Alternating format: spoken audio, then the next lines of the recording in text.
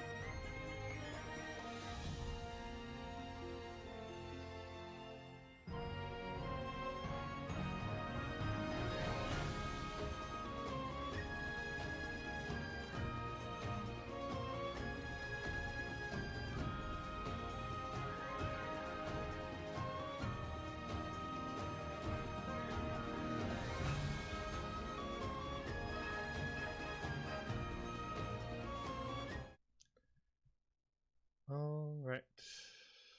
You guys can hear me, and I unmute them, and let's see if you can hear them. Somebody talk. Hi. Hello. Hello. No. Ah, Hello. bonjour. Oh, I see. This is cool. That's pretty cool. Hi.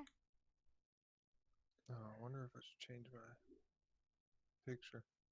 You don't have to. Yo. Yeah. The ball of meat. You guys don't have to change your pictures, but for chat's reference, I was telling them about this beforehand, but I just made like a little splash screen of just in case we ever needed to do theater of the mind. We could flip to this, or if we're just chatting at the beginning and end of the session. I'm just testing this out for this campaign to see if I want to do it for campaigns in the future and my other ones that I'm running. I think it looks good. Yeah. Somebody who's in chat who's not in here, tell me how the audio sounds. Is there anything different? You can hear both of us. You can hear me and them. I think you should be able to, and I can't see any reason why you wouldn't be able to, but just double checking. We all sound perfect. Especially me. By the way, it's my new headcanon to imagine that Hank Hill is underneath Croak's armor. That's what you really look like. Tell you what. It makes sense. You kind of act like him in some ways. Oh my Like god. the dad of the group. Yeah. Yeah. Great, thanks, Senan. All right. Yeah, this screen works out pretty well. Not too bad. So might roll with these moving forward.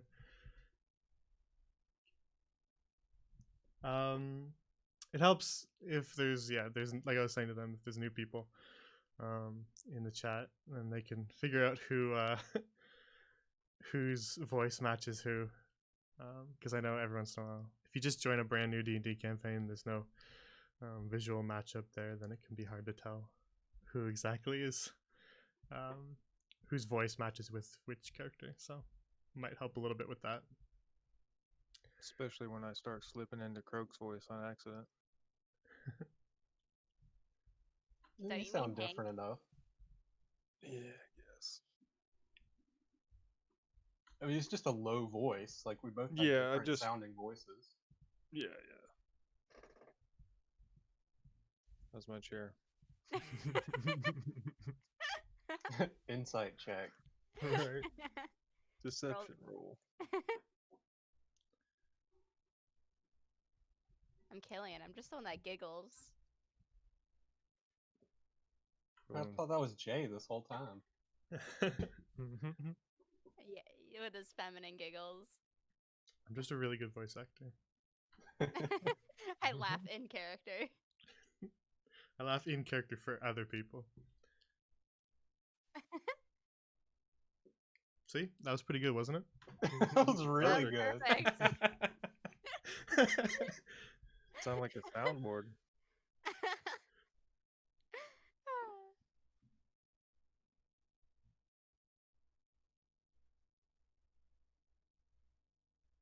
All right.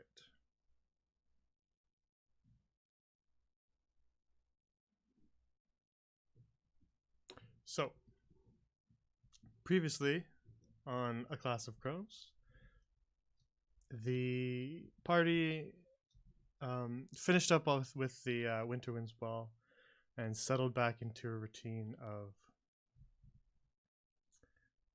classwork. We had a class with the monk professor that Yo and Croak attended, where he talked a bit about the concept of spirit quests. And then Croak, I believe the party believed that Croak was behaving a little bit odd, as he was fixated on this magic ruby that he had found and was attempting to figure out what it could do for him. My precious. And then about 20,000 innuendos later, they managed to convince him to come out of his room and join them on a trip into town on the weekend to go on, I think they called it a bread quest, to visit the Yeah. bakery. Adventure Bread Quest, it was. And Croak reluctantly went along, Yay, peer pressure. and then after completing their bread quest, they decided to take him to the school nurse because they still thought he was acting odd, which they eventually managed to convince him to go. And she looked him over and said, there's nothing really wrong with him. And so they sort of dropped it at that point. We're just a group of very judgmental friends. Kind of true. Yeah. So after that, they had dinner, and as they always do, and Croak decided to not join them for dinner, which is odd for him. So they had Esta convince him to come out to dinner. But before that, she inspected the ruby and offered some advice that ended up leading to a bit of a breakthrough with it. And also, they learned that Esta can occasionally smell arcane energy in the air. So at dinner, they had Esta smell any arcane energy coming from Gilly's rather demonic-looking arm. And she immediately sort of recoiled and said it smelled terrible. And then for the rest of dinner was sort of holding her head as though she had a headache. And they asked her what was wrong, and she said that she just all of a sudden had a lot of pain in her head. So she went up to bed. And then the party settled up the end of that day and went off to bed. And that night, Gilly heard from his room a voice coming from outside the dormitory in the middle of the night. So he decided to investigate, but first attempted to convince some other people to come with him. I believe at first it was Yo who slept right through it, and then Croak who woke up and then immediately went back to bed. And so Gilly decided to go alone. Gilly went out to the courtyard, Sundial Square, outside the dormitory, and found a small little ghost of a girl who looked maybe around 12, floating around the courtyard. And to her surprise, Gilly was able to see her. And she found that rather odd because she hadn't found anybody who'd been able to see her yet. She was believing that everybody was ignoring her. We talked a little bit to her, learned that her name was Alice, and got a tiny bit of information about where she lived, as well as where, or potentially how she may have died, though not too much information on that. And Gilly then said that he was tired and had to go back to bed. So he told the ghost to stick around until the next night, as she seemed to kind of fade in the daytime. So Gilly said that she could remain in one of the rooms of the dormitory and that he would talk to her the following night. So after that, in the morning, the party woke up and got ready for the classes as they usually do. And Gilly attempted to explain the happenings of last night, to which the party were rather skeptical. And then the group proceeded to head off to their illusions class, which is what they have this morning. And so that's where we return. Let's get some. There we go. All right. So. Oh, Croak's got his schedule out, and he reads aloud to the party. We have illusions this morning with Professor Ilthana. If everyone's Upstairs. ready, we should make our way before we're late. My Thanks, eyes. schedule, Dad. Schedule my Yeah. stuff. I'm gonna head over a little bit early. So Gilly like scurries off to hit up the library right before class. Okay. Croak sees Gilly running off ahead and mentions to Killian and Yo, I'm glad he's taking his study seriously. I wonder if he's feeling all right. I'm sure he's fine. Oh, hang on. Still nighttime. No, it's that ghost. It's a Wow, we- ghost. He was, Went he to was class telling the really truth. early.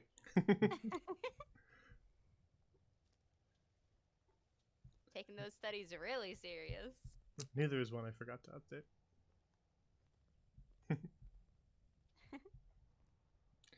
All right. So Gilly runs off ahead of the others to attempt to visit the library. So the others, you can wait. Off to the side. The dead body's still behind that tree. The toffee corpse. I Oh debated. my- I debated getting rid of it because I was clearing out the Winterwind stuff, and I was like, I'll just leave it there. He's stuck just- to the tree, attracting flies. Yeah, it's just hardened in the snow now. It's just a feature. Gilly looks over, he kind of does a quick nod and says morning before scurrying into the building. They return your gesture and say morning back to you. As you run through the entrance hall, you see the headmaster talking to some of the professors. Gilly just waves before heading to the library. They each give you sort of a nod of recognition as you run up the stairs past them. Make your way to the upper hall. I bet everybody's here. There we go. I knew they would be here. Get out of here, you troublemakers. Okay, so these are the two things he's gonna do. First, he wants to find like a map of the area, and then second, he's going to get another bread book because why not? Okay. Did you bring the other one with you, or are you just taking out more books? I'm taking out one more book. Okay. To cross-reference my ultimate breads. The librarian is just quietly working as you enter the library. She turns around when she hears the door open. He Yes. kind of waves. Can I Yeah, help you? right. I was hoping you could help me find a few books. Well, that's what I'm here for. What books? So, I really like the Breadmaster's Book of One, Part 1, and I was hoping that we had Breadmaster's Book 2. And, Breadmasters Volume 2. yes. I believe we might have that somewhere around here. And I was, also looking for just like a general map of the land. If we had a copy of that in the book. I believe we should have something like that in here. If you give me a moment to look. Thank you. You see her sort of move between the rows of bookshelves, and occasionally she'll stop, look up and down one, and then you see her pluck a book out of the shelf, and then continue, just kind of quickly brushing past you to look up and down on another bookshelf. And then she grabs another one. Is an obstacle. She hands you Breadmaster's Volume 2, which is a thing now. Yes. And And then, then says, this should be what you're looking for. And this is a book on the geography of Lyrethia. It should have a map at the beginning here. And she begins to kind of flip through it, and then she finds a page very early on that just has sort of a drawn map of Lyrethia.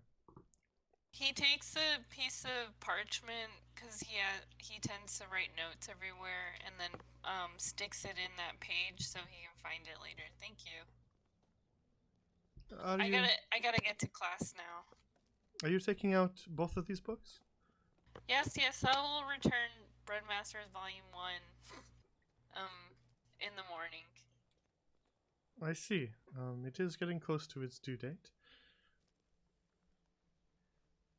And you need to sign for the other 2 books you're taking with you as well. Okay. She holds her registry open for you to sign and hands you her quill. Pointing to a dotted line where you can sign your name. He takes it, scribbles his name. It's not really legible, but legible enough. Alright. Thank you, and then he's off to class.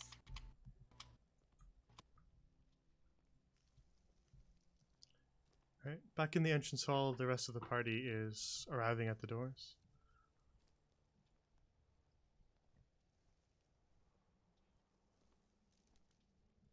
Croak will salute Tom and Arlette on his way in.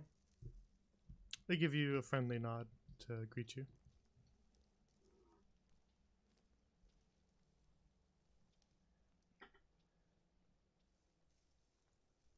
Like Gilly, you see a couple of the professors speaking with the headmaster, and the woman from the altar of Eusticia. They see you all walk in, and they give you a nod of recognition. Greetings, headmaster, professors. Fine morning. Yes, hello, students. Did you need something? No, just on our way to class. Just stopping by to say hello. I see.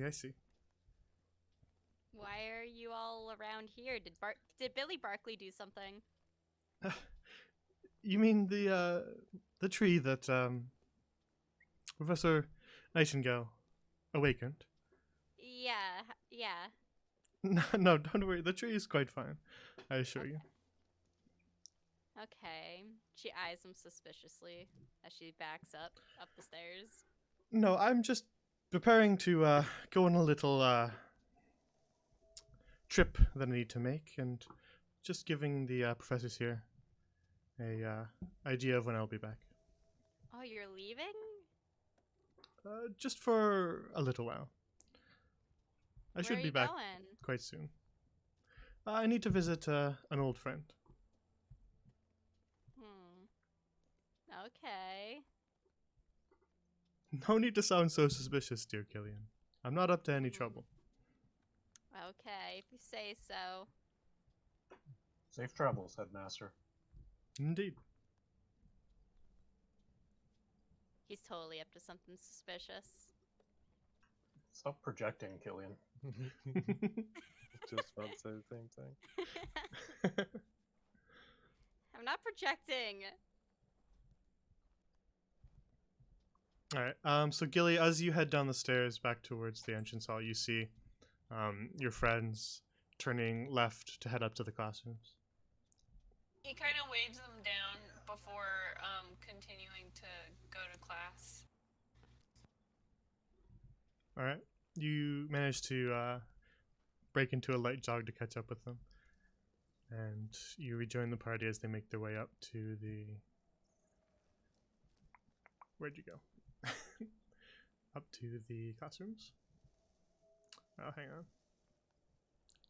It's from last time. I can't remember who all met Simbra. that time in the altar room? Definitely Killian. Because Killian played the piano. Yeah. Very I think- epically, I think. I think maybe Gilly, but I can't remember. I don't think Croak and Yo met her though. But you'd for sure seen her kind of around. Because you occasionally see her heading to and fro the school. Okay. So you'd seen her in the hall for sure. Maybe if you hadn't spoken to her in particular, but you definitely recognize her face. Alright, you're not here. And you're up here.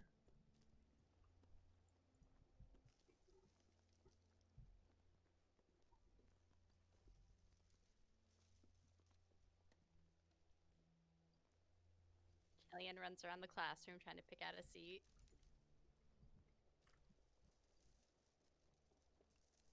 Alright, you make your way into class. Where Professor Ilthana is waiting. As usual with a large, oversized backpack full of various things sitting next to her at the front of the room. Who's missing? Who do you guys want in your class? I'm just grabbing another student since we have an extra seat here. And I like to mix them up sometimes. So who do you want? What's his owl? Wait, can we pull him in here or no? Godfrey? Yeah, Godfrey? Godfrey. I was really thinking Jeffrey. And I'm like, that's not his name.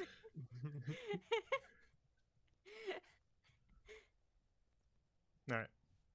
That's why you didn't get him as a date, Killian. Can't even remember his name. I know. Alright. So you make your way into class, and Professor Ilthana waits a moment for everybody to arrive. And then says, well then, I believe everybody's here. Should we get started for the day? In her usual sort of upbeat, chipper voice. Croak will nod. Alright.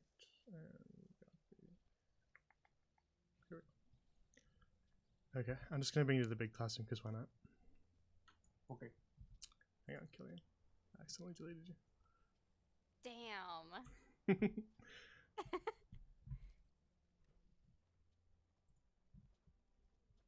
Alright.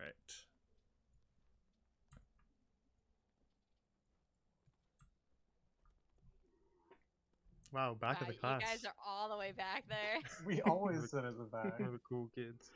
Yeah. it does look a little bit different in the big classroom because It's huge. here, let's spread it out a little bit. Move up, you guys. Well, as long as you can hear from back there, I don't mind if you sit at the back. Just don't let me catch you falling asleep.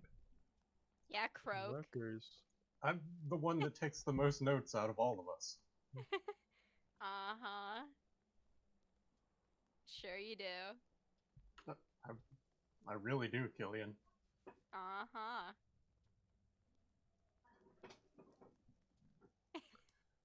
Now then, if you're all ready to begin, I thought we would do something a little bit different. I imagine you might be bored of just hearing me lecture about illusions all the time.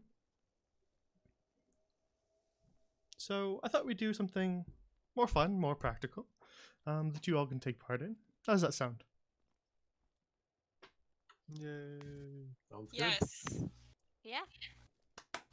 You hear her kind of clap in excitement and say, all right then. Today, this is one of my favorite lessons. Today we're going to be looking at the spell Phantom Steed. She gives you a little flourish with her hands to try to make it look more exciting. Gilly, are we finally getting a horse? Oh my god. You have a good point. I'm gonna actually pay attention today. Now then, the spell Phantom Steed is an incredibly useful spell when all of a sudden you realize you need to get somewhere in a hurry, or if you're tired of walking, when you need Killian nudges Gilly. a ride in an emergency, Phantom Steed is the spell for you. Now, my personal favorite part of Phantom Steed is that you, to put it simply, can personalize the spell. Now, that is what I like about lots of illusion spells. You get to add your own little flair, your own flavor to the spell. Now, for Phantom Steed, so long as you abide by a set of guidelines, you should be able to conjure something that you want, rather than something very plain and dull like a fireball or something like that. Boring. Now,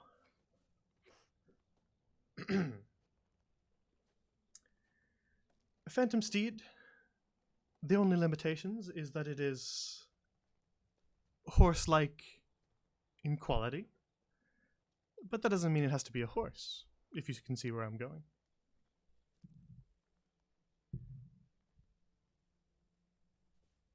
Can it be a person? No, a horse-like.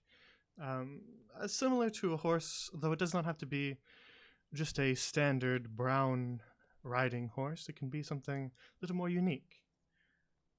Let's say, for example, a camel, or something more exotic like a zebra. What about a llama, Professor? I imagine that might work. I haven't tried that one, though. And you can decide all sorts of qualities. If you wanted a horse that was pink, you could do so. You could do a lot of different things. Now, that was the idea I had for this lesson. I thought we would conjure a Phantom Steed. Now, it's likely that none of you are capable of casting this spell as of right now. So I'll handle the casting, and I'll allow you to decide what I summon and what it looks like. How does that sound, students? Sounds great. All right, then does anybody have any suggestions to start with? A hippo. I believe that's maybe a little too far off of the horse-like quality that this spell requires. They're all very violent. I don't They're know. the horses of the sea. No. Well, there's not seahorses. Can you make a seahorse? Like a giant seahorse? I believe it's going to need 4 legs, but I could get a horse with the head of a seahorse, perhaps. Part of the fun of this spell is trying to push the boundaries and see exactly what you can get and have the spell still work. So we can give it a try. And the head of a seahorse and the body of a llama. We can give that a shot.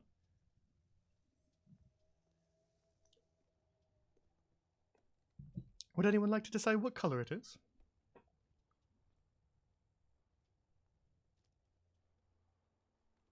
Ooh, me.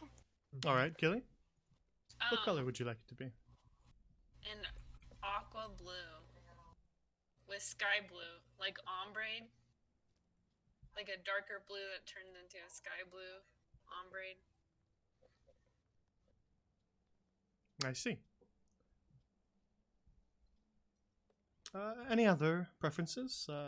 Some sort of different type of tail or anything like that? You at the back? Anything to say? Nothing to add here, Professor. All right. What about a snake for a tail?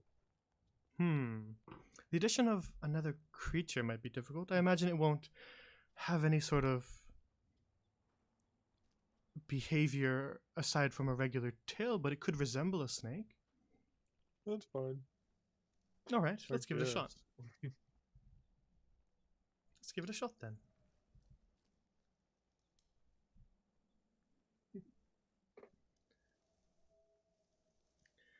Any last specifications before I begin the spell?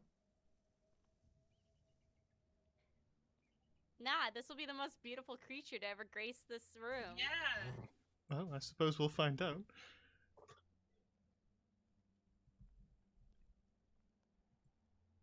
All right.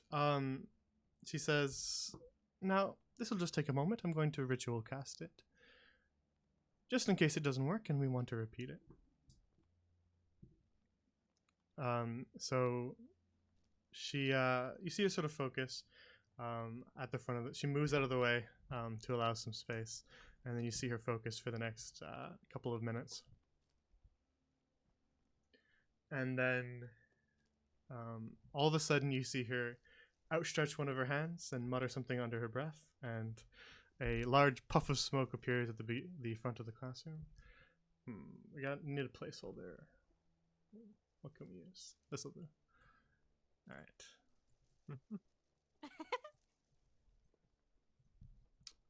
And at the front of the classroom,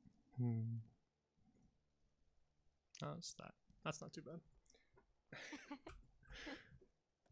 Whoa. At the front of the classroom appears a sort of quasi real, shimmering, llama-bodied, seahorse-headed creature with a small little snake for a tail that just sort of moves as though it was a regular horse's tail, just flipping about from time to time. And you see Professor Ilthana kind of do a little hop and clap excitedly. And she goes, "Well, but you know, it worked. It's the first time I've ever done a seahorse head, and I didn't think the snake tail thing was going to work, but I suppose as long as it's not having its own consciousness, it should be fine. Look at that, students. Not too bad for your first time." It's magnificent. Can I touch it? It's hideous. You can.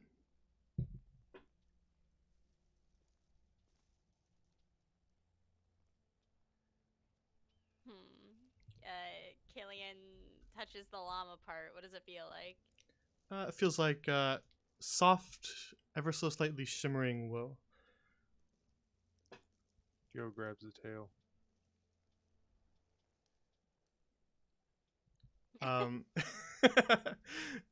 It does not behave like a regular horse and does not kick you.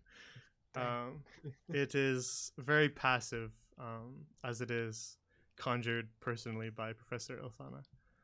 And she says, "Now, another specification of this spell is that you, the summoner, can ride the steed that you summon, but you can also designate another person to be able to ride it as well. So, Killian, should you wish..." What? Should you wish, you can get up on top of the steed that we've summoned. Oh, hell yeah. She gets on top of it.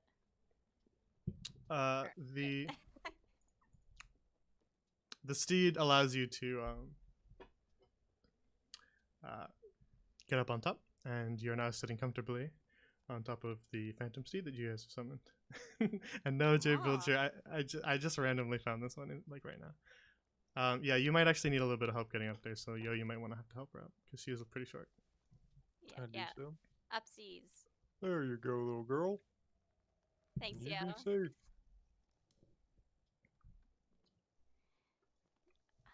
So if we put like, can we give it like gills or like anything and ride it in the water? I haven't tried that, but to me that sounds like pushing the spell just a little bit too far. I don't believe might be worth trying though one day.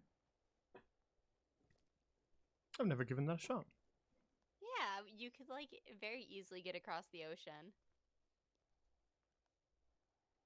Actually, how long does this last? The spell lasts for an hour before you need to recast it to conjure it again.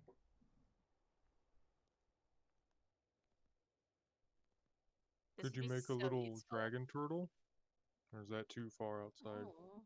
That's a little bit too far outside of the boundaries of this spell.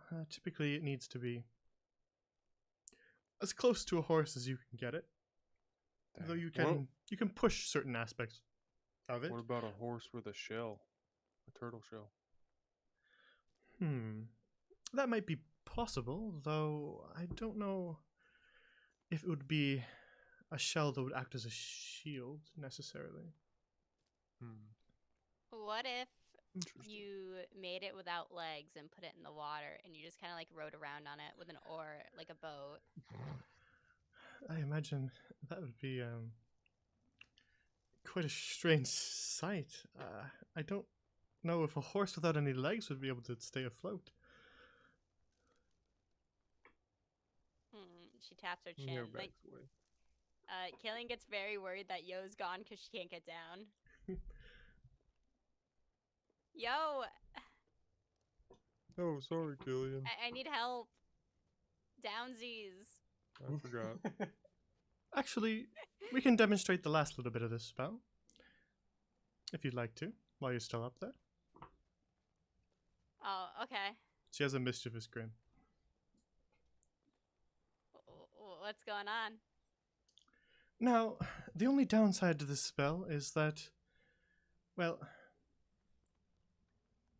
the horse will last for the full hour after you summon it.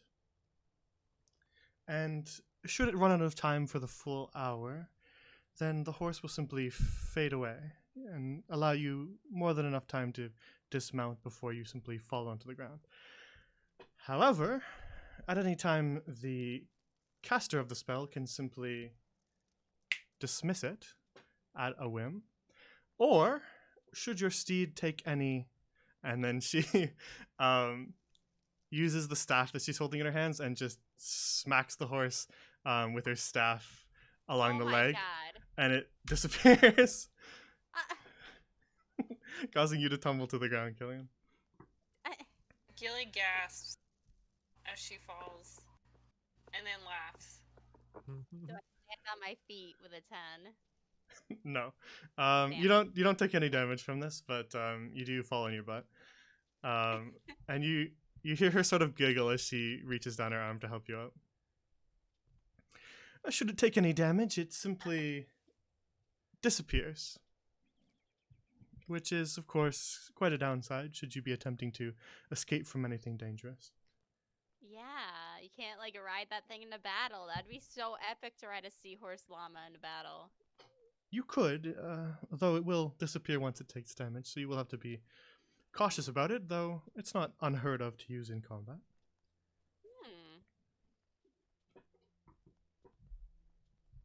So next time I get into a fight, maybe I'll summon it. Should you learn the spell? Yeah. I'll learn that spell. I'm gonna learn that spell. Now Yeah, then. like, we might be getting a horse soon. I'm gonna learn that spell. Now then, each time I create a unique and recognizable phantom steed, I like to give them a name, and then, should I decide to use them again, I conjure them back under that same name. Anyone like to name the one that we just created today? It is quite a unique one. Ugly. Oh, Well, that's a Damn. rather harsh name. Does anyone have any other suggestions, or are you deciding on that? Undyne. Undyne? Rather fitting name, I suppose. I like that one. I like it better than Ugly. Ugly can be the middle name. Undyne ugly. What's the last name then? Ooh. Need to start with a U for the alliteration. Undyne Ugly.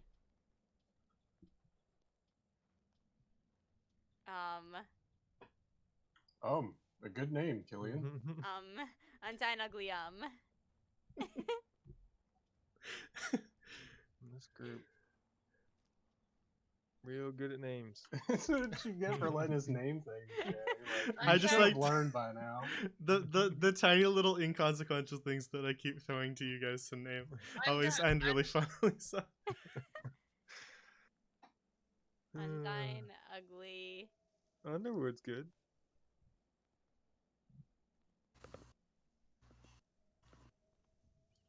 Gildor, what's your last name?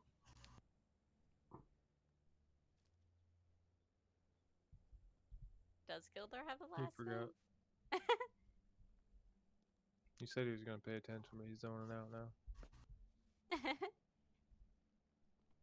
He does, but I can't remember what it is.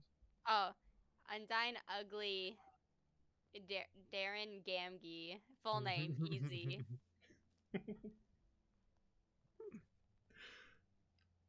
Perfect.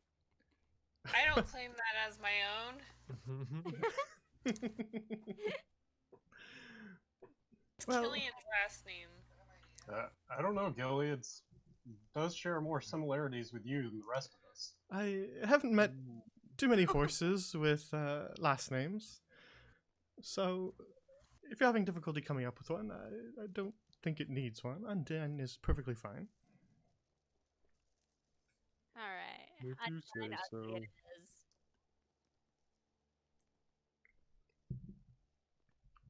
All right then. She spends the rest of the lecture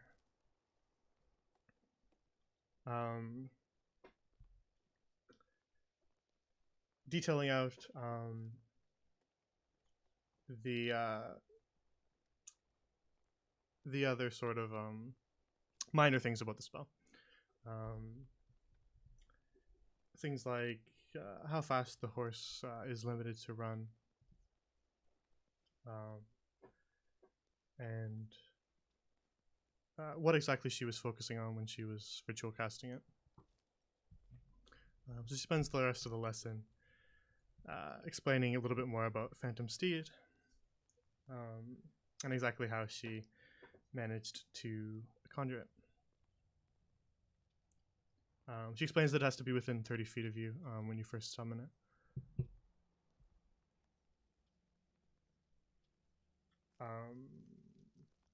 And that you can technically create equipment when you summon the steed as well. So when you summon the steed, it can have a saddle bit and bridle with it.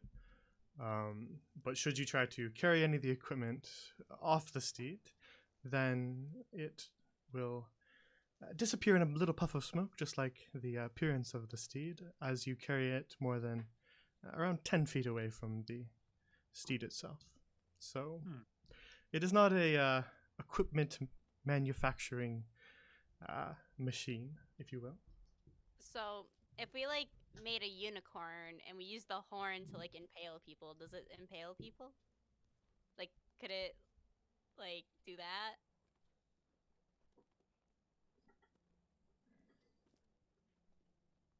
You worry me sometimes, Killian. I've never given that much thought. I've never found a reason to impale anybody. I'd suppose you just have to try it, I imagine. On it. Please don't try it. Oh. Don't try it on any of the students or faculty.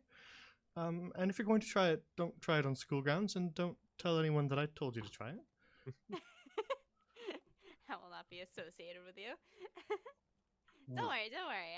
I'll try it on my own time. I like your idea, Killian. Thanks, Blessed be Crow. Morningstar. You would. What? Stab master. Poke a poke. She finishes up with her lecture, and then arriving at the end of her class, she says, I believe that's all we have time for today. We'll pick back up again next week. Does anybody have any more questions before I head on out and dismiss you? Kirk Now shakes his head. good. All right. Nope. Then you're dismissed. Run along now.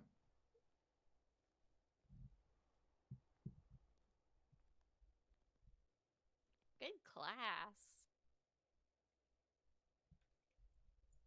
Yeah, that was fun. Yeah, it was. Man, we're gonna be riding steeds in no time once we learn how to do that. Oh It yeah. was really funny when you fell too. Oh. It was quite amusing. You guys are mean.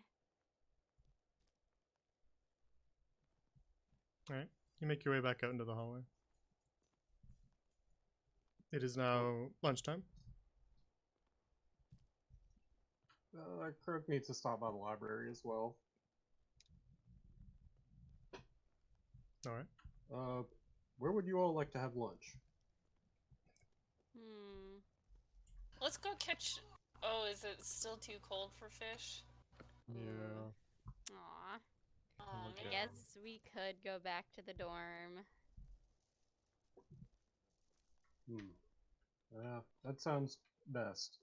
I will catch up with you shortly after return a book. Oh, okay, Croak.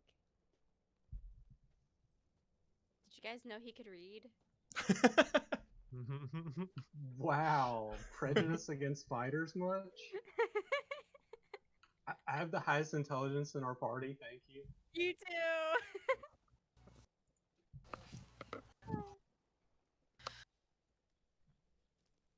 Alright. Croak, you make your way up the stairs to the upper hallway.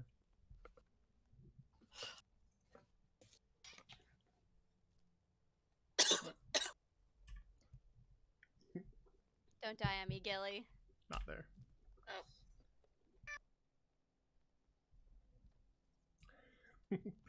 You make your introductions, or your nod of salute, rather, to the professors who are there, the professors who aren't there as well, and then head into the library, where the librarian is busy as usual. Greetings, Miss Silence. Yes, is there something I can help you with? Indeed.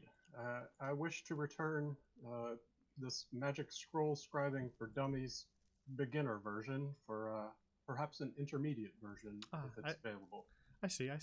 We have the intermediate somewhere around here. If you give me a moment to find it. Certainly.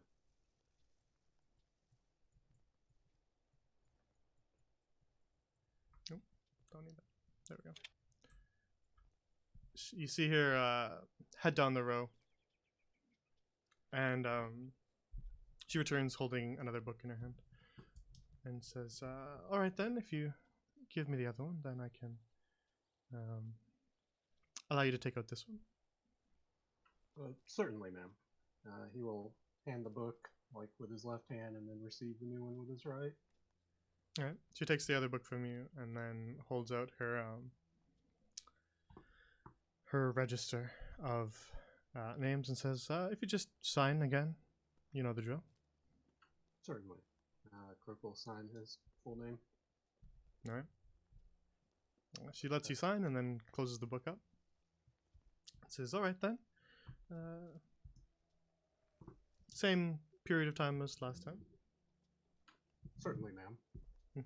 I appreciate you assisting me in this, and I am off to lunch now to meet with my companions. Yes. Have a nice day. You as well. All right. Make your way back to the entrance hall after some time. The others, you can tell me what you're doing during that time. Just having a conversation is fine. Questioning Croak's intelligence. Yep, talking about lunch. The usual. Oh, you're all still here? Shh, everybody, quiet. Shh. Oh, hey, Croak. Oh, hey, man. Hey. Greetings. Shall we eat lunch now? Yeah. I'm starving. Me as well. Any suggestions, Gilly? Fish and chips.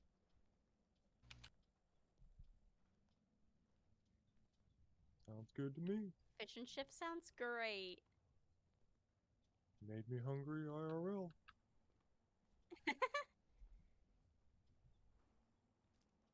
What does IRL mean, yo? In real Lorian. Ah, I understand.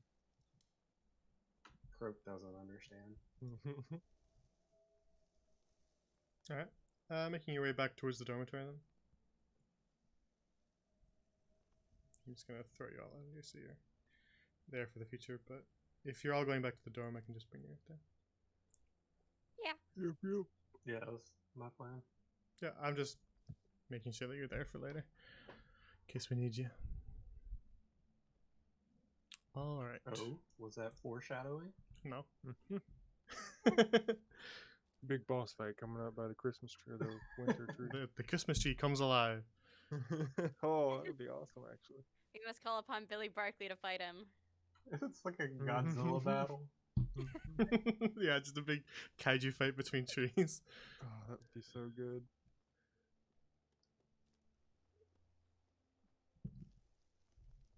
I would watch that anime. Hmm. Croak just grabs some plates and begins setting them. All right. You go about the preparations for lunch as you have gotten a little more used to after spending more time, more lunches here after the weather started to cool down.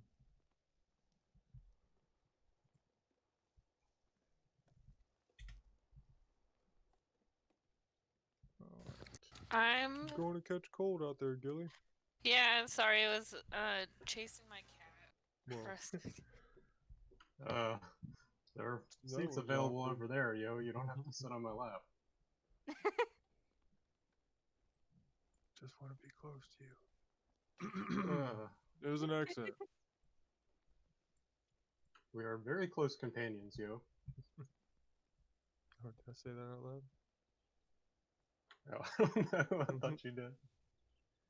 I'm gonna find like prepared stuff that just needs a quick cooking, and then I will bring the food into the dining. All right. Then you find some leftovers from the previous night and some easily preparable things, and bring it out to the rest of the group.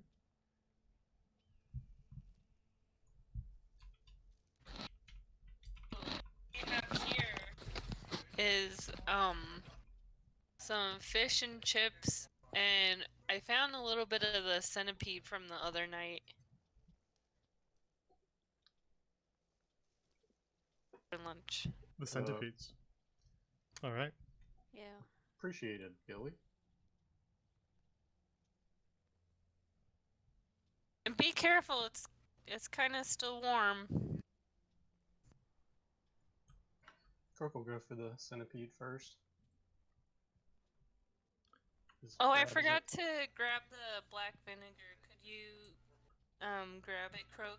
As Croak is about to put food in his mouth. Sure. Croak will just carry the centipede with him, just kind of eating as he walks to the kitchen. So, what Alright. room did you put the ghost in, Gilly? I was gonna say after some time, a couple of your classmates arrived for lunch as well and are sitting next to you.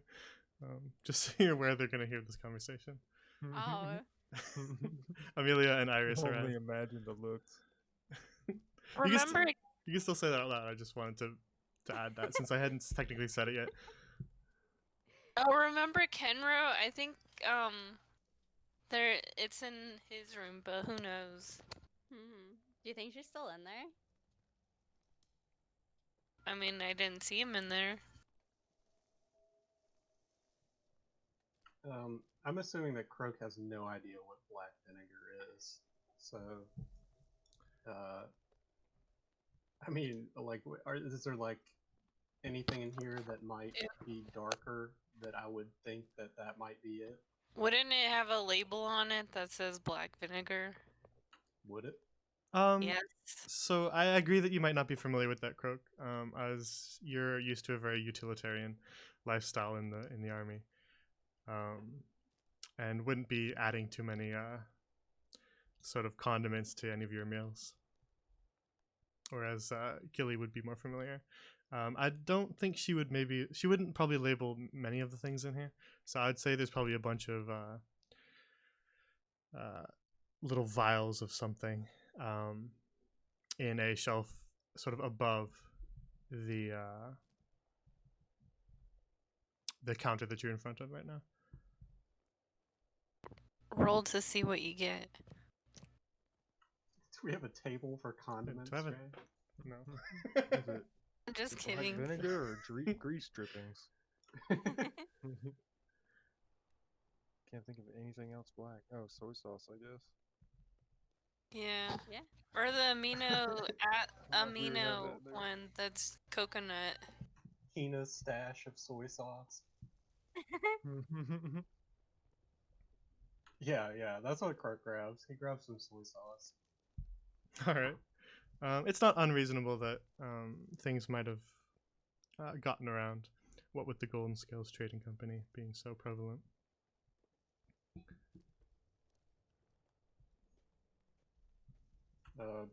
Here you go, Gilly. Croak will Thank kind of place it on the table and slide it over. He looks at, he studies it for a moment and goes, "Oh, the color seems a little off. This is darker than black vinegar.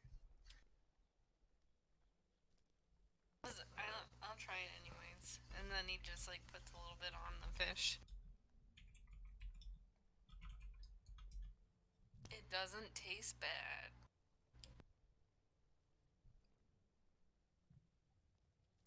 It doesn't Killian? taste. Oh. It doesn't taste bad, but it's definitely not what you were looking for, Gilly. They both. I like both in real life. They both taste very different.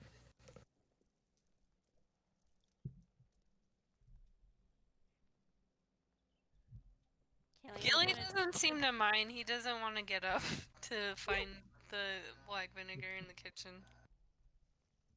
All right, Killian, what are you up to? Killian's checking out the room where she said she left the ghost. All right. The door isn't locked, and the furniture has kind of been moved out, as it is an unoccupied room. So there isn't any sort of like items that would imply anybody's living there. Just sort of an empty bookshelf, an empty desk, and a bed with kind of nothing on it. And you look around the room, and there is nothing in it. No ghost. Hello, ghost. She'll call out. No answer. Killian's satisfied and steps out of the room. Alright. I hope you're still in there. I hope I get to meet you later. No response. Killian goes back to the table where she doesn't touch the centipede. All right, one sec. Gilly got done You a gonna wallop finish by the yours, ghost. Killian? Nah, Sorry, Croak. yo, you can have mine, yo. Oh, thank you. You want to split it, Croak? Do I ever? Shovel half of it onto Croak's plate. Gilly's gonna offer Amelia, and I think her name was Iris, some of the fish and chips. They'll gladly accept. Amelia looks a little wary about the centipedes.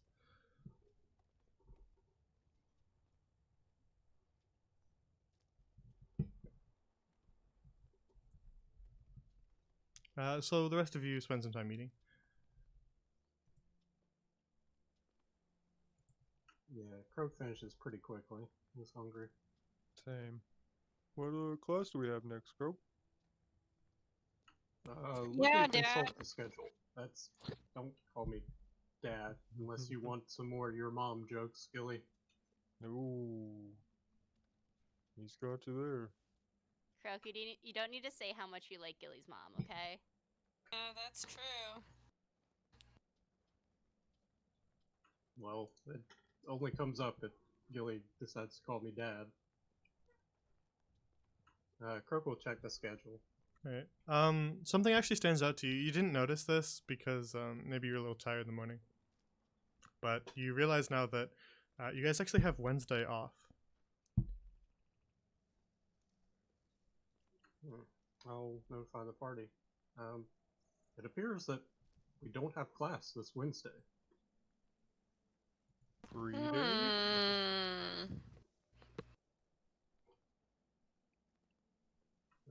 I suppose, yo. What do we do with ourselves? Well, if I can do a seance tonight and the ghost comes back, maybe we can find out more about her mom, Audrey. Yeah. Yeah. It'd be quite the adventure. Be a really fun adventure. Um, Croak, it says that you have the day off, but it also doesn't say that the school is closed. Ooh. I don't relay that information to the party. Okay. Probably a good call. Well, if we don't have class, guys, I say we prepare for the seance. Assuming I Yes. believe there is a ghost, what do we do? You see, Prepare for it. Amelia and Irish just kind of giving you odd looks, and Amelia says, "Hold on, ghost. What are you all talking about?" Yeah, we're gonna. Gilly put a ghost in here yesterday. Do you want to join us for a seance tonight, Amelia? Gilly Yeah. put a ghost here. No, I found a ghost and offered it a room. You found a ghost and then Yep. offered it a room in our dormitory. Yes. That's good. That's correct. Every time someone says the word ghost, Croak is making air quotes with his fingers. She Gilly looks. is ignoring croak. Ugh. She looks skeptical of your ghost and says, "And you plan on summoning this ghost again tonight, then?" No, Is that I what you're think it's saying? just gonna come back. I didn't really summon it last night. I see. Well, I suppose I could stick around and see exactly what you all are talking about. You know everything, Perhaps. Amelia. Yeah. What do you know about ghosts? Not much, I'm afraid. I was not under the impression that they really existed. I've never seen a ghost, but I guess I have no reason to doubt you. So Yeah, I looks suppose at maybe Gilly I should real hard. find out for myself. Amelia, there are plenty reasons to doubt. Well, I did believe so, but I haven't really known Gilly to be that much of a liar. That much. Ignores comments. I was referring to the drug use, but whatever. I think he believes he saw a ghost. Well, whatever it is, I suppose there's nothing else to do but find out for ourselves. True. So what do you suppose we do, Gilly, to get ready for tonight? You're the expert ghost hunter. I don't think we have to do anything. I just think we just wait for the sun to go down.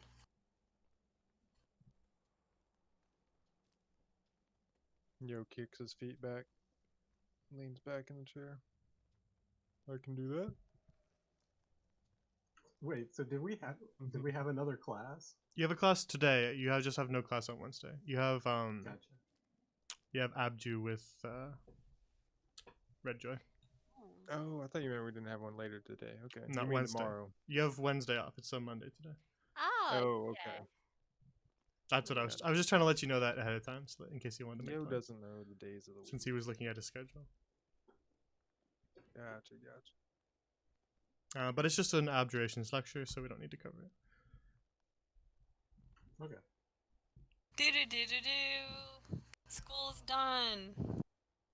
Yeah, you finish up your lunch and you attend a lecture with Professor Redjoy, in which he excitedly teaches you more of the history of abjurations. Amelia actually goes with you, as that is her favorite class, and she wouldn't miss it. And so after that lecture, you head back out of to the entrance hall. I guess I can bring you there if you have things to do inside the school. But if you don't, then we can come right back to the dormitory. Oh, I had something. I wanted to get a new book from the headmaster. Is he gone on his trip already? I finished someone about the autopsies. Crook would have just prayed at the shrine to Alright. Morning Star. Yeah, Killian visited Billy. You'll do a little meditation at the Seneschal Shrine as well. Okay, then I'll get to each of you in turn. Gilly, you head quickly up to the upper hall after class, and when you arrive at the door to the headmaster's office, it's closed. You give it a knock as you usually do, and there's no answer. What do you do? I just turn around and think about bread, and we walk down the hall. All right. It seems like he may have already left. Darn, next time. So you make your way back down to the entrance hall where Croak is doing his usual prayer. Killian, you head into the Athar shrine in the rooms of worship. And actually, let's just go there.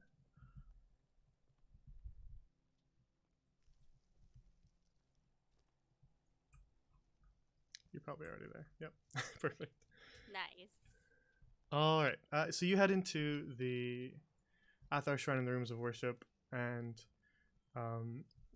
you've been making sure to water Billy as you sort of have the time after your classes, maybe in the morning.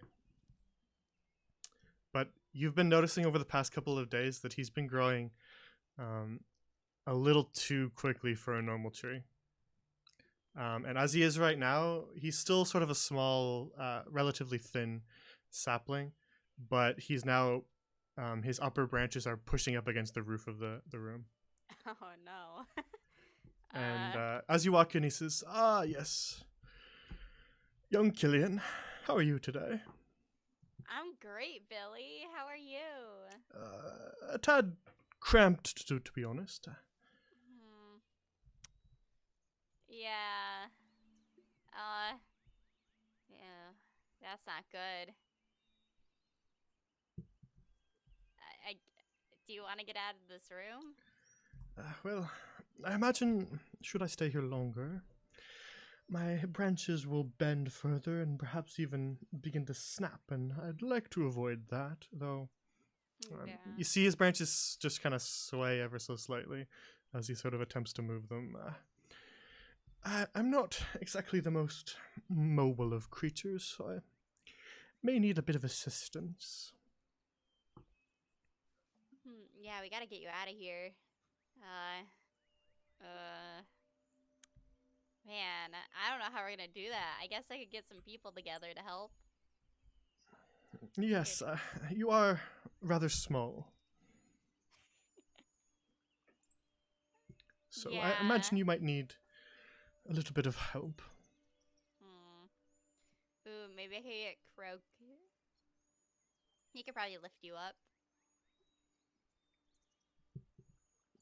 Oh, and then I could get some of the teachers. Yeah, I could get 2 people in here. We could get you out of here, and we'll go plant you out in a nice field or something. I would like that, actually. Though don't forget, you do have to also dig up my roots as well. Make sure to keep those intact. Yeah, man, I gotta keep those intact. I can't piss off Athar again. You have caused the ire of the Wildfather. Yeah, he's really upset with me, man. You see him kind of breathe in and sigh and kind of close his eyes for a sec and says, I don't sense anger. I sense disappointment. Though Yeah, I disappointed him. I do feel as though it's waning. I don't feel the same disappointment. Oh, I mean, that'd be great if he wasn't so disappointed in me.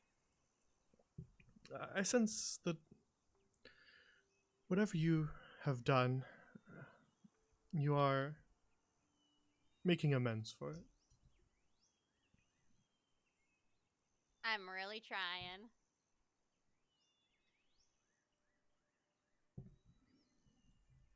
Yeah, when I got here, I knew nothing about being a nature cleric. I was just like, "Yo, that sounds pretty cool. Let me go do that." I see. Well, it's. I don't believe you're doing that poor of a job so far. You are tending to this tree's needs at the very least. Yeah, you're turning out great. Does he still have the ornament I gave him for the Winter Winds Yep. festival? Aww. Sweet. Maybe on Wednesday we could get you out of here. Or by Wednesday. Maybe. Where do you want to be planted? Do you want to be planted around other trees in the middle of a field? There's a lovely aviary over there, surrounded by birds. Somewhere quiet would be nice. Okay, so not the birds. Perhaps just somewhere where there's other trees. Okay, I could do that. I'll find you a nice spot. That would be lovely, thank you. Oh, don't worry, Billy. I got you, man. I'll talk to you later. Very well, I will see you again. Bye, Billy Barkley. Alright, you make your way back out to the entrance hall. The others are sort of finishing up their prayers as well. And you meet with them. Oh, hang on. You guys can move out of the way.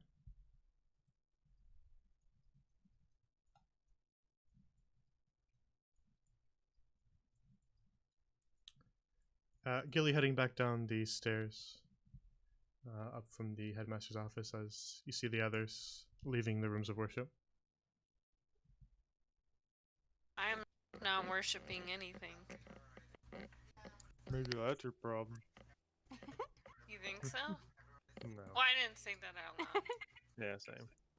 Killy worships food. Hey guys, what's up? The bread god. Hey, Gilly. Hi, Gilly. Greetings, Hello. Gildor. Oh, hey, guys. We gotta move a tree. What? What? We gotta move What? Billy Barkley. We have to get him outside. Is he in danger? Yeah, the ceiling's too low for him. Oh, he's getting big, huh? Yeah, we gotta move him. Yeah. Turning into a big boy. Yeah, a real big boy. Uh-oh. Billy Barkley is turning into Buford Barkley. I hope he doesn't go through his rebellious phase soon. Oh god, that'd be horrible. I don't know, what do rebellious trees do? Oh, you know what? Rebellious trees grow crab apples. Wow. I was trying to make a joke about something leave, but I like crab apples.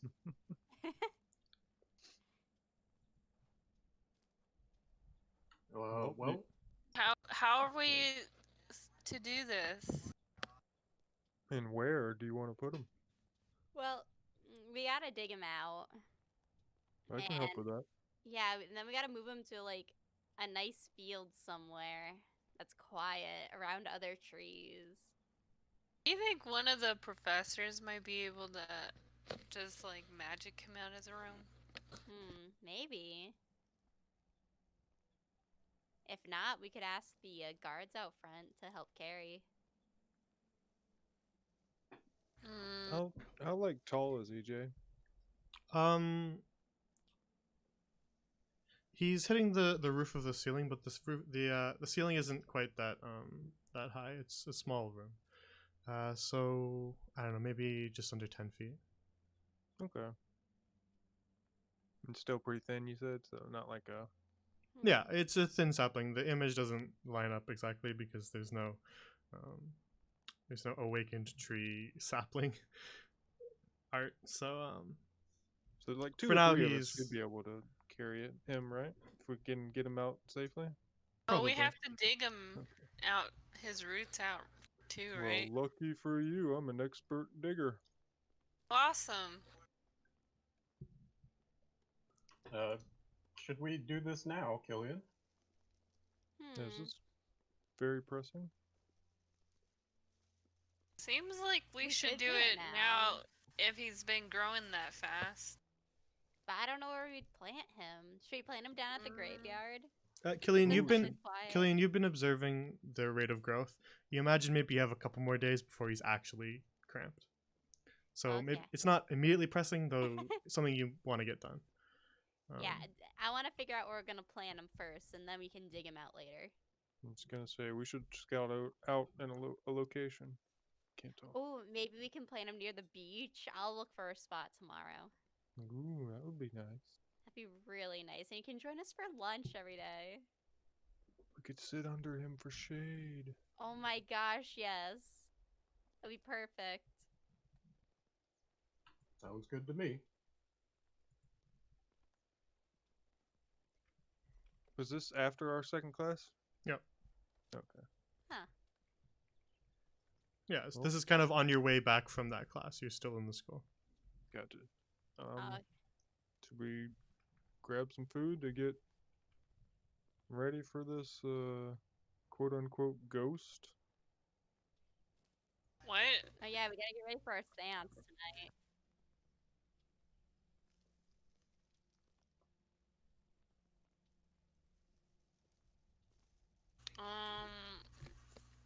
I don't know. See why we can't just eat at the dorm.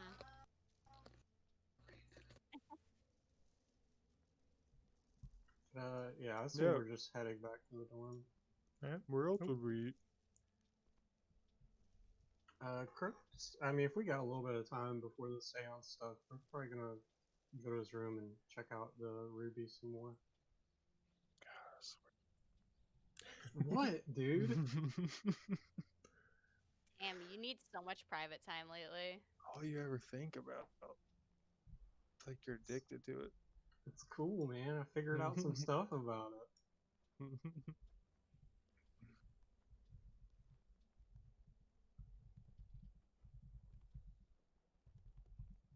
Just wait till you get some special thing, and then I'll get to make fun of you about checking it out all the time.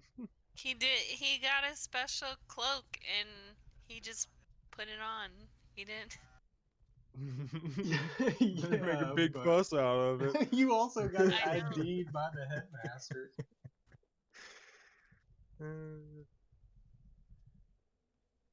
That's funny. Well, since Croak isn't gonna do the setting the table, I'll do it tonight. Slacking. All right. You set the table. Even better than Croak usually does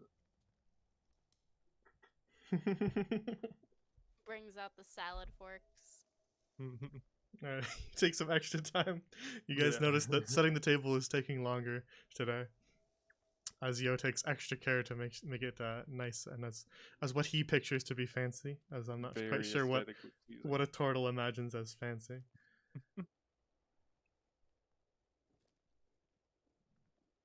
Croak spends some time looking at it and leaves to join the rest for dinner. Nice of you to join us. Right? Indeed.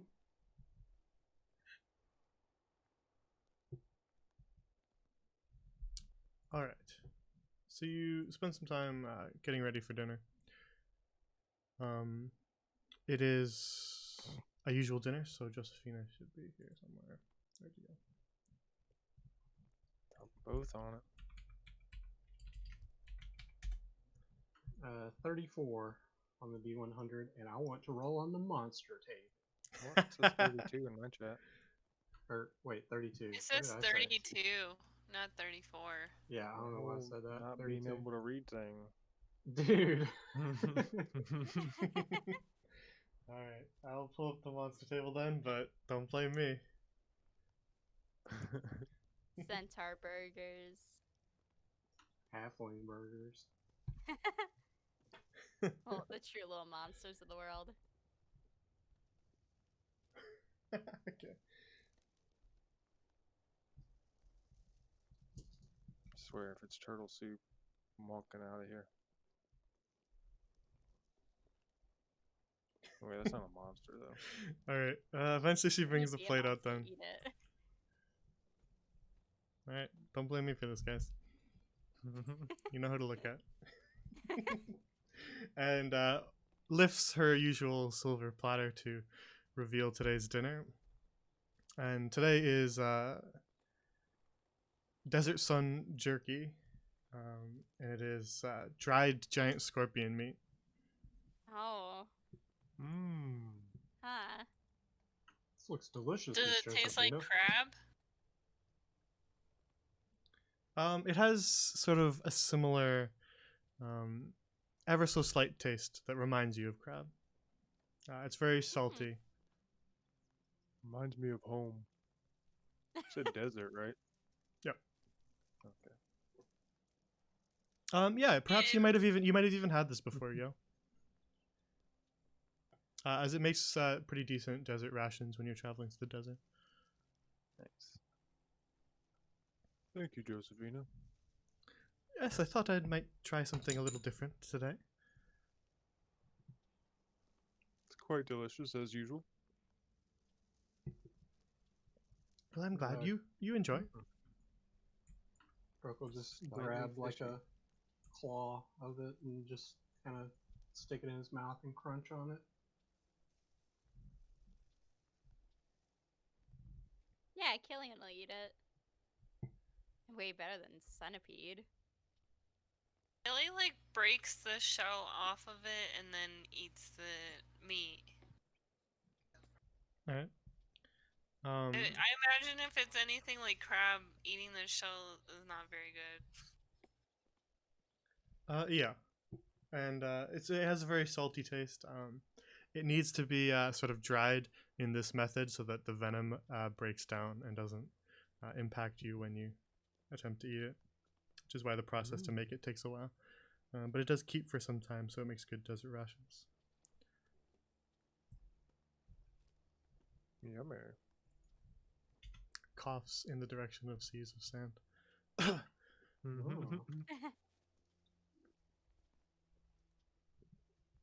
You got any coughs in the direction of Remedy and Ruin? Nope. Ooh. So you spend some time eating dinner, and through the windows of the dining hall, you see the sun kind of setting, beginning to get dark again.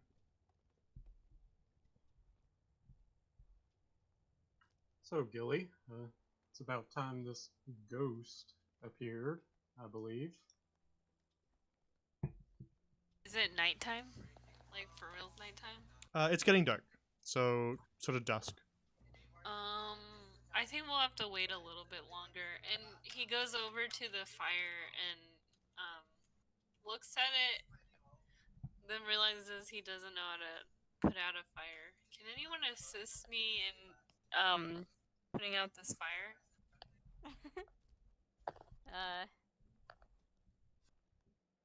Maybe? Yes. Killian, you're Yes. correct in your suspicion. I got Gilly. Druid crab, let's go! Cracks knuckles. I got this, guys. My time to shine. If I'd remember. Uh, Alright, Killian, Gilly this puts out is the fire. really easy for you. You just wave your hand, and the fire just extinguishes Easy. with sort of a puff of smoke let up from the remaining ashes. That was cool. I didn't know you clap. could do that. Man, I forget that I can do that all the time. Oh shit. And then he's gonna walk over to the room as it gets darker. All right. The sun is now set and it's getting dark. Oh, did either of you two want to join us? Iris is kind of yawning and says, "Oh, I think I should get to bed. Okay. But- I'm sure you'll have lots of fun with your ghost adventures." Yeah, it's gonna be hella fun. We'll see you in the morning. We'll tell you all about it. Yes, tell me about it tomorrow. I'm sure it won't be a total waste of time at all. Yes, I'm sure it'll be of the same quality as the bread adventure. She heads upstairs, but Amelia's going to tag along with you. Gilly, as you begin to Yay. approach the door, you actually see sort of a bluish glow from underneath the door frame. Does anyone else see the bluish glow? He's gonna guess no one can see the bluish glow. They do not. No, bluish glow, Gilly. Yes, yes, bluish glow indeed. You feeling okay?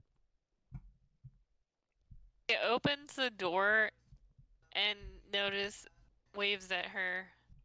Alice. Hi, Alice. You see her look over to the door as it opens. She's just kind of like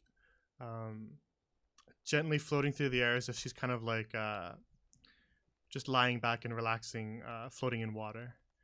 And she looks over to you and says, "Oh, hello. You're back."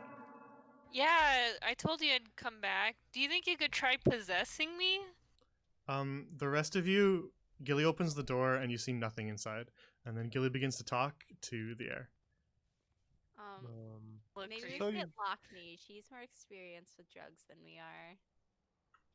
Indeed. Did you something to possess you, Gilly? Yeah, the girl that's in the room. He points in the general direction that she's at. Gilly points at thin air. Mm-hmm. Hmm. Think I know how you got that arm now. Hmm. Asking anything to possess you. Possess you? I don't really know what you mean. Yeah, try it out. Just like see if he can go into my body. Yo, what the hell are we looking at? You mean like this? I don't know. She- I don't want to be a part of it. She reaches out your hand, or her hand, and sort of just passes it through your chest, and you feel that same cold shiver. The rest of you see Gilly just kind of shiver slightly, all of a sudden. Hmm. Do you think you could do that with the other three out of the room? I suppose I could do that. And you see her float over to the others in the hall, and she just kind of passes through each of them in turn, arriving on this side. The three of you in turn feel Croak. You see Killian kind of shiver, and then you feel it yourself. You feel cold all of a sudden. Yo, you see the other two in turn each shiver, and then feel it yourself as well, as if just like a very very low temperature winter wind had just passed right through you. Did you guys feel that? It's her going through your body. Is there Ah. a window open around here somewhere? We should really relight that fire. It's a bit chilly in here. Yeah. getting Why did we drafty. put it out? If you put the fire back on, she's gonna disappear. Hmm. What is going to disappear? A ghost. I can prove to you that she's here.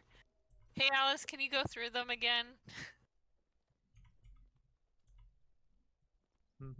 She passes through them again, and the rest of you feel a chill now in the reverse order. Yo first, all the way to Killian. You feel that same chill again. Man, that dang breeze. Where's it coming from?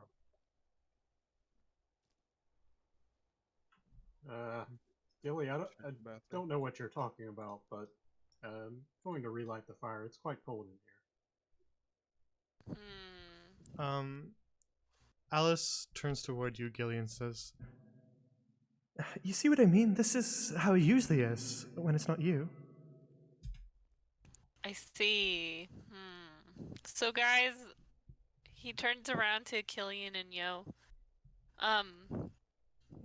it seems that there's a bit of an issue here because apparently I can see her, but no one else can. But you guys definitely felt her presence, right? I mean, I felt cold. yeah. Yeah, that's her going through your body. Is she still in here? Killian, you're- as you Hoping walk that's there, not cold war. you feel as you stop at that position, you feel just incredibly cold. Oh. That shiver now just kind of sticking around and pervading your entire body.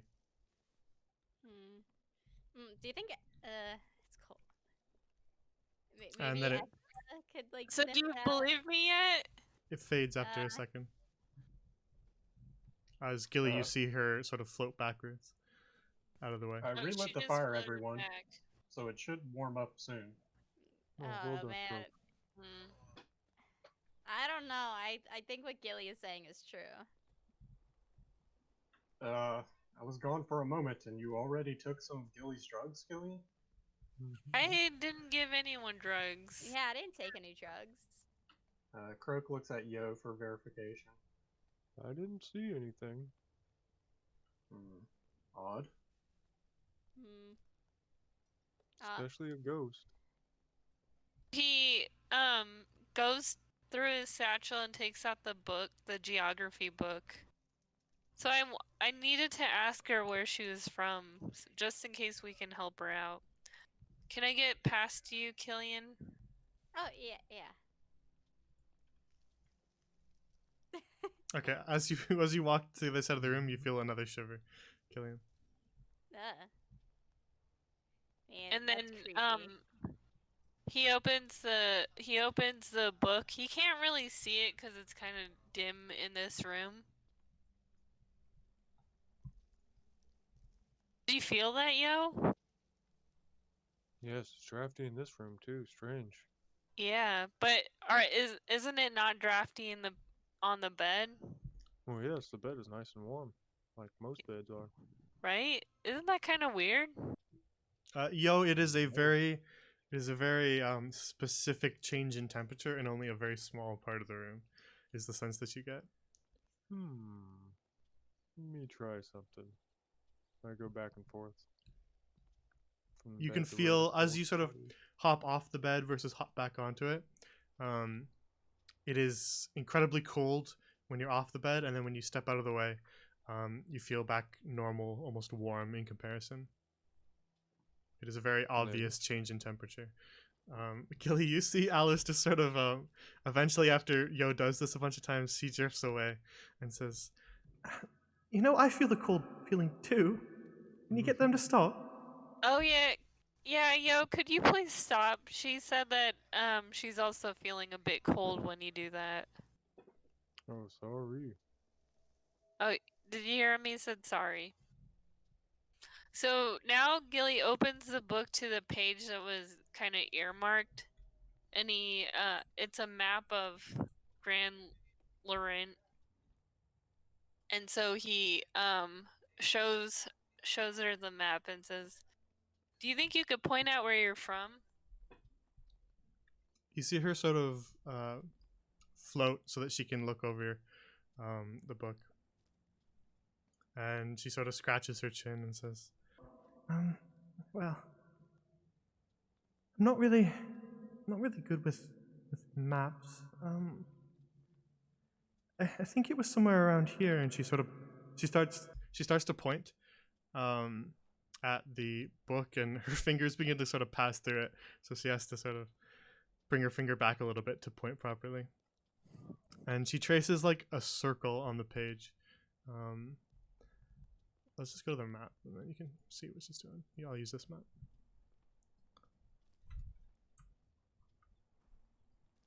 She doesn't have like a very specific place that she knows, but she traces sort of a wide circle like this.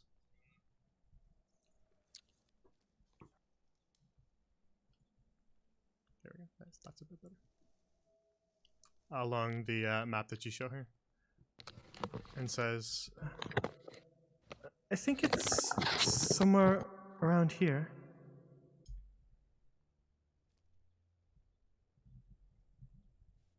That's pretty close by, guys. You can't see He that. Can he kind of like points in the same direction that she was to show the others. you? Okay. That's pretty close. Yeah, I think we could make a day trip of this. Maybe find your mom. Hmm. I would like that. I don't know if I can come with you though. Yeah, wouldn't it? Or Mm. wait, I can't hear. Well, is there anything you want me to tell your mom, and then maybe I can just write down a note? Gilly's like talking to the air at this point. Uh, I don't really know what to say to her.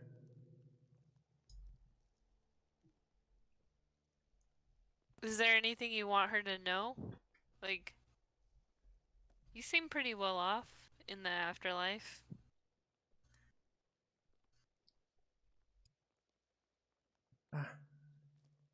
I just wanted to stop searching for me all the time.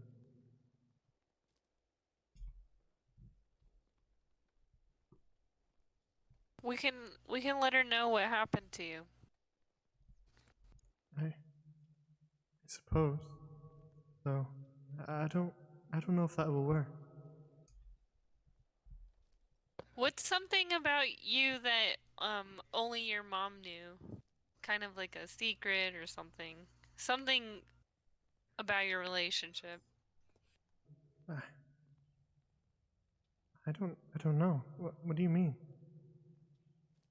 Like, was there a meal that she made you that was pretty good?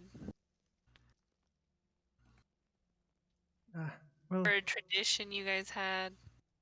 I used to like her roast potatoes.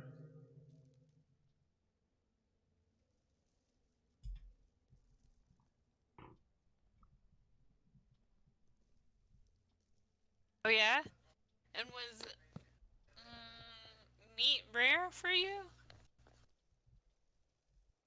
Well, it's more expensive. We would have fish from time to time. Okay. And what did you guys like to do for fun together?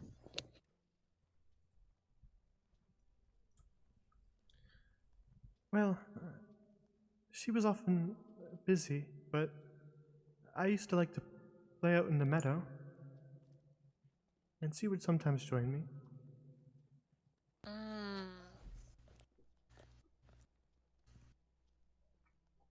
Okay. And he scribbles that down too. Playing in the meadow. Fish and roasted potatoes. Croak, Amelia just kind of whispers, "Do you see anything?" Croak says, not in a whisper. I don't see anything, Amelia. I believe that Gilly is hallucinating something. Okay, so it's not just me then. No, it is me as well.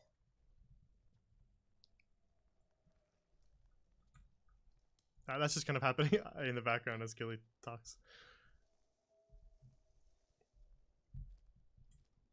And he's like, and I'm guessing this is the outfit you were in when you passed? You see her sort of look down as if she hadn't really even considered her own form in quite some time. And she says, oh, yes, I suppose so. Okay, and he scribbles like down what she was wearing. I feel like this is enough for your mom.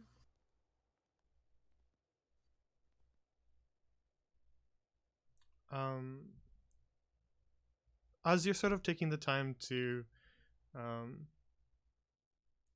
like kind of memorize what she's wearing and write it down, make another medicine check for me since you're sort of looking at her a little more closely now. She still is kind of a little bit incorporeal, so it's kind of hard to see, but make one more for me. Shit. Get wrecked. All right, nothing. I know. You notice her clothing, but that's about it.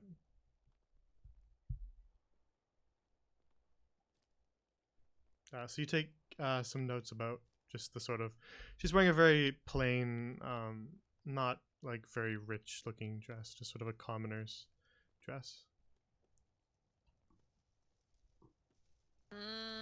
Damn it. Why is Gilly so bad at life? Rolling a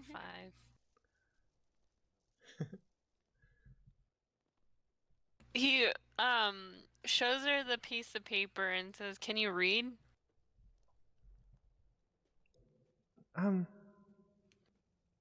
Sort of. Bits and pieces. Okay, I'll read this for you. Dear Mom, I have passed. I still remember your roasted potatoes and fish and playing in the meadows with you. I hope one day we're able to meet again. Yeah? That's Oh. really heartfelt, Gilly. Are you sending that to your mom? No. Why would I be eating roasted potatoes and fish? Do you think I'm a commoner? It's delicious. Yeah. Is that your Mm, will, just in case you die? Aw. Nope. Oh, don't worry. We'll send it to your mom. What's wrong with being a commoner, Gilly? No. There's nothing wrong with being a commoner. Mhm. Ignore him. There's something up his ass. Or has been for a few Damn. Had So about enough Alex, of this this- ghost adventure. He's going to bed. Wait, Croak, no. And then he looks at the note and oh, I forgot to put I love you. Does that sound alright? That sounds alright. Okay. Could you show our friend Amelia that you're here? You can go through the wall through Killian's room if you don't want to go through her again. You see her sort of float through the wall and disappear. And then Killian, from behind you, you hear Amelia sort of shiver for a moment and says, "Oh, what was that?" I think that was the ghost. Yeah, it was her. I asked her to go through you so you knew what I was talking to. She sort of looks around, confused. But I don't see anything, and I didn't hear anything when you were talking. Yes, because she's dead. And for whatever reason, I can see her. You do have a tendency to attract undead things. Yeah, see? Listen to Killian. You think it has something to do with your weird eyes? Mate, you know what? I never even thought of that, yo. Just looking at them now, they look all gray and weird. No offense. I know. They take away from my face. Well, I don't know about any of that, but at least you can see a ghost, right? Supposedly. I mean, you felt it, right? Her presence. Could have been anything. Who's to say? I'm gonna need some harder proof than that, Gillian.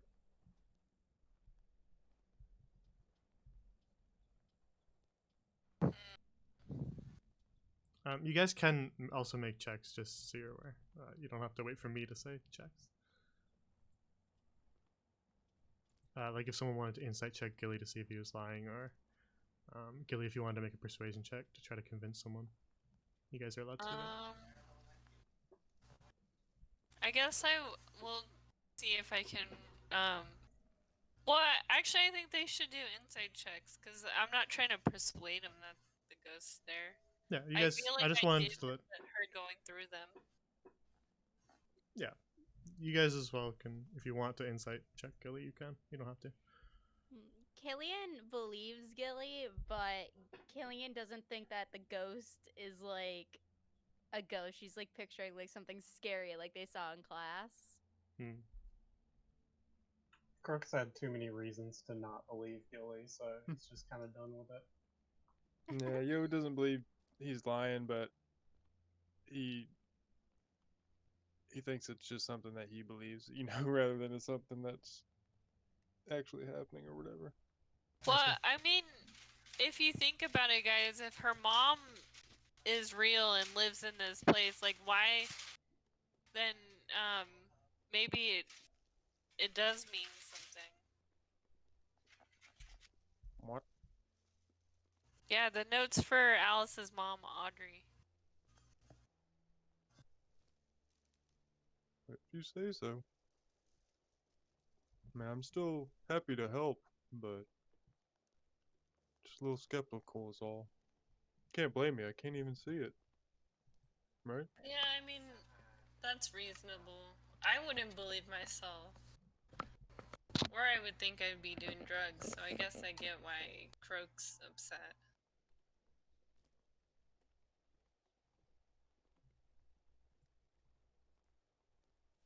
I don't think you're high right now. How can you tell? Not. Oh, because he seems grumpy, that's why. Mm-hmm.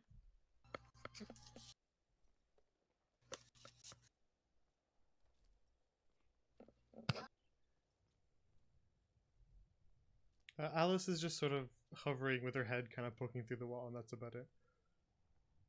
Well, Alice, I think we might be. If not tomorrow, maybe this weekend we'll try and find your mom. All right. Thank you for helping. I don't. I mean, I'm free tonight. We can go tonight, Gilly. Make it? I mean, we'll be fine. Let's go. Let's do it tonight. We'll drag Croak and Yo along. We have class tomorrow. We'll be back for classes. It's fine. Not for sleep, though. We gotta sleep sometime. Oh, we could do it tomorrow night then. How about that? Yeah. That's fine. Yeah, Tomorrow tomorrow night night it is. we'll go. Will you be coming with us, Amelia?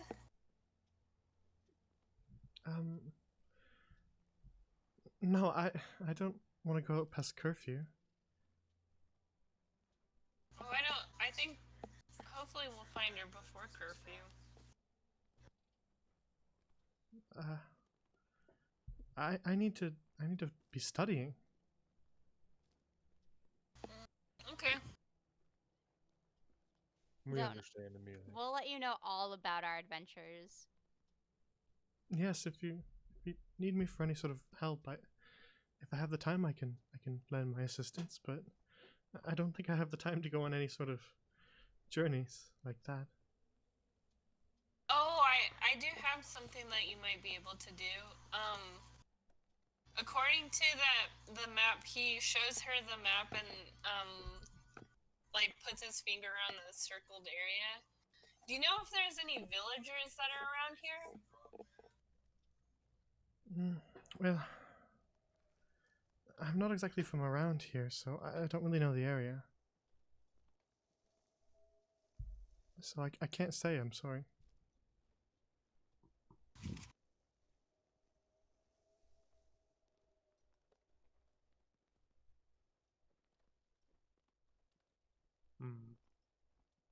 And the girl didn't mention the name of the town? Gilly? She couldn't remember, so I'm eating right now too. Yum. She didn't, Gilly, she didn't bring up a town. She just said that she kind of lived along the coast in a house. She didn't say that she lived in a Near town. a cliffside, yeah.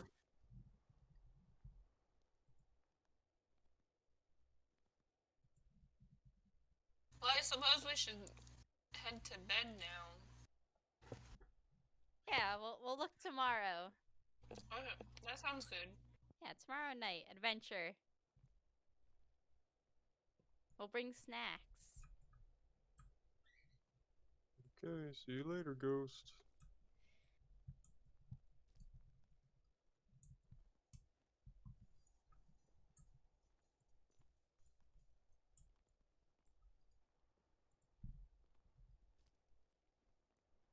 All right. You each head off into your rooms and finish up your last little routine before bed. Croak taking some time to pray to Hana and do a bit of your reading from your intermediate book on spell scribing.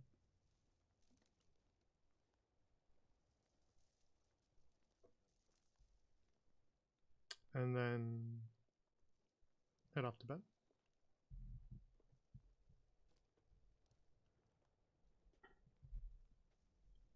Unless anybody has anything else to do, then we can long rest. I'm good. I'm good. Can I try and get one more look at her before I head into the room to see if I notice anything? As far as the check, I'm gonna say no. Okay. Just because you wouldn't know that you missed anything.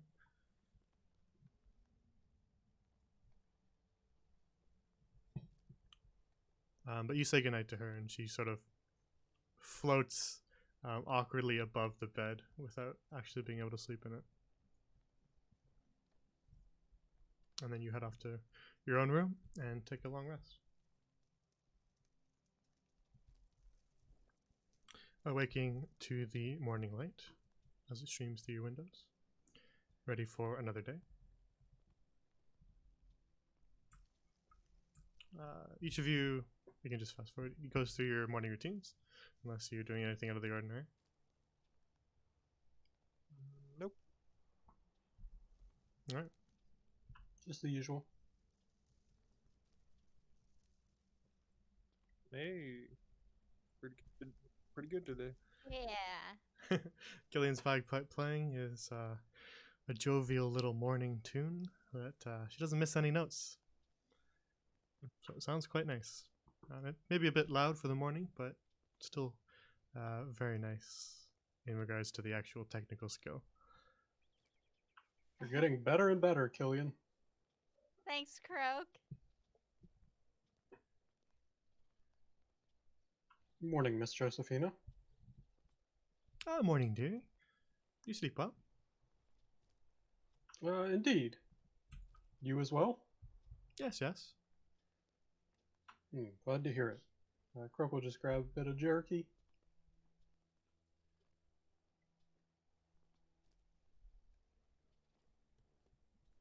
All right, you go about your morning routines and eventually all wake up, kind of gathering around the dining hall before classes.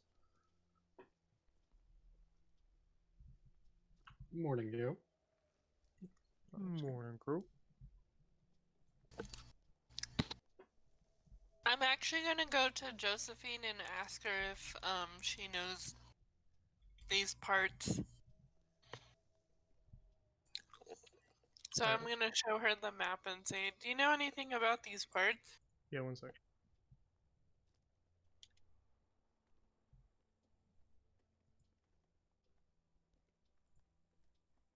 Finding something for a moment. Oh, thank you. Sorry. All right. 1 second.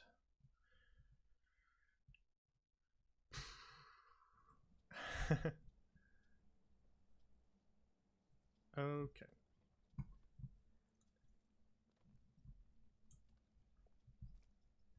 Josephina takes a look at the map that you're showing her, and you, I'm presuming, trace the same section that Alice did the other night.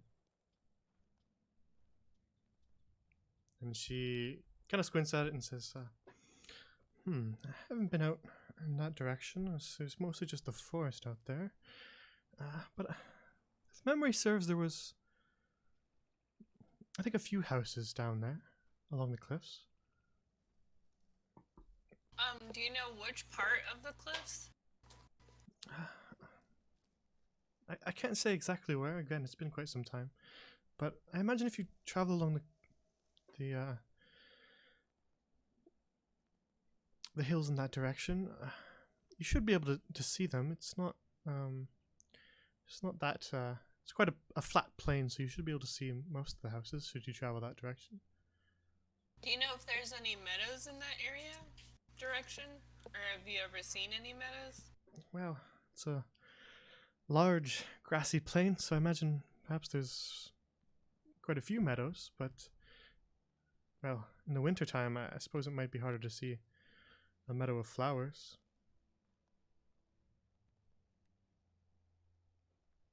There's a meadow of flowers? Well, lots of meadows have flowers. Okay. He goes down and tells everyone else of what... Oh, shoot. Of what, Josephine told him. So I guess there are some people that live out in that direction.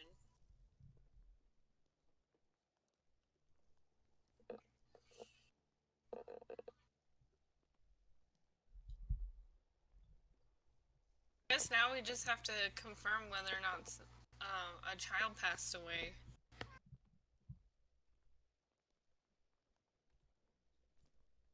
Well, that sounds fun.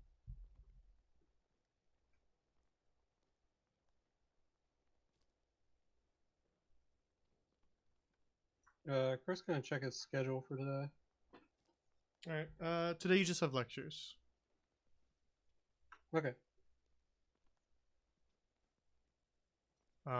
So you head off to a lecture from Professor Nightingale for the morning, and then the afternoon is forget what I said it was. Let me double check.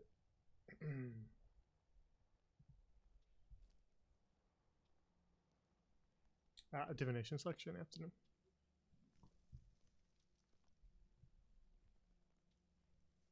So nothing immediately pressing that I need to show you amongst those lectures, but you can do something at lunchtime if you wish.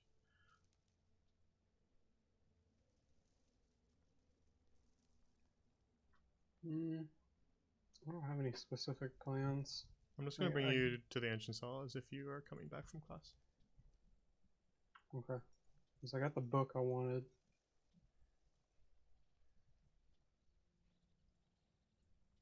Yeah, I can't think of anything I would need to do either.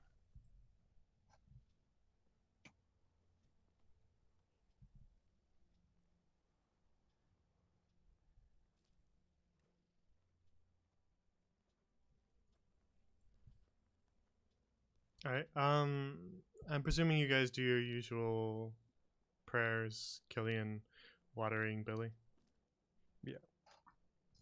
Yeah. Prayer for sure for Croak. Killian, as you water Billy, you notice that his branches have gotten at least like a few inches longer and are now kind of pressing up against the rooftop, Ugh. Dang. bending slightly. Don't worry, Billy. Tomorrow's the day we get you out of here. Yes, I have the utmost confidence that you will.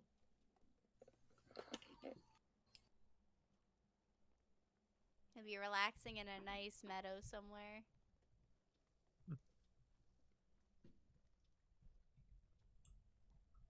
Can we take like 2 minutes real quick? I need to grab a drink.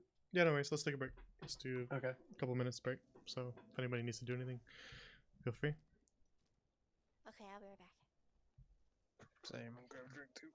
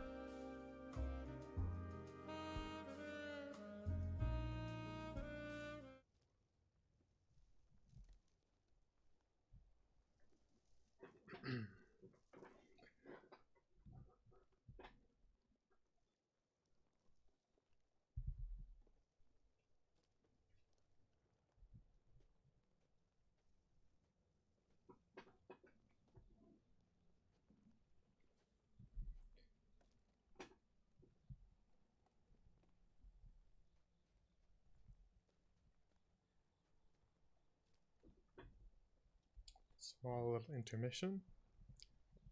How's everybody in chat doing?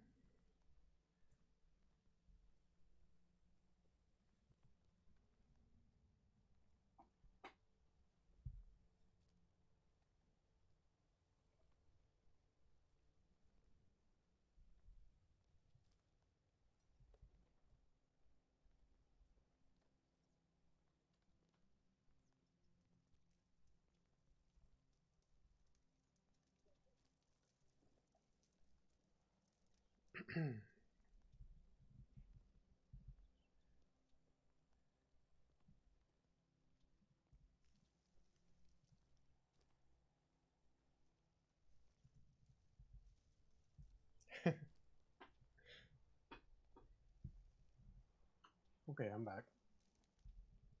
Welcome back. Thanks.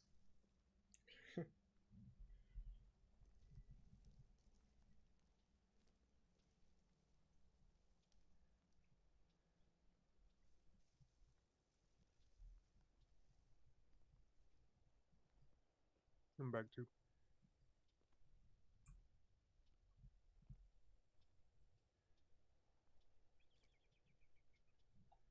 I'm here.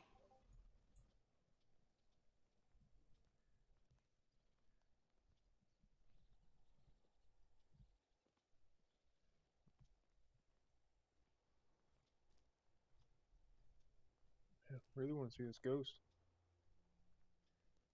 By the way, Killian, are we gonna be able to move Billy while we're on a ghost hunt? We're going out after dark to do the ghost stuff, aren't we? Or like we're at least like leaving and not gonna be able to come back. I don't even know where I'm gonna plant him. I mean, we could, and we could just put him near the beach. Or the greenhouse? Yeah, we could Maybe do that that's what too. we should do before we leave. Look for a spot at least. We could ask Professor Hibisque if she could help us out. Maybe she knows something we don't. That's actually a smart idea. Sometimes I have them. There you go, Gilly. What's that Not like? often, but sometimes. Wish I could relate.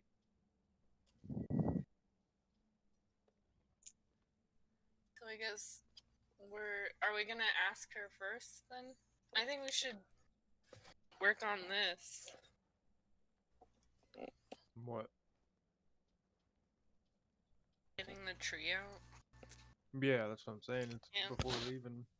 Because, Oh, we could ask her might during get lunch. stuck in town. Are we in lunch? Yep.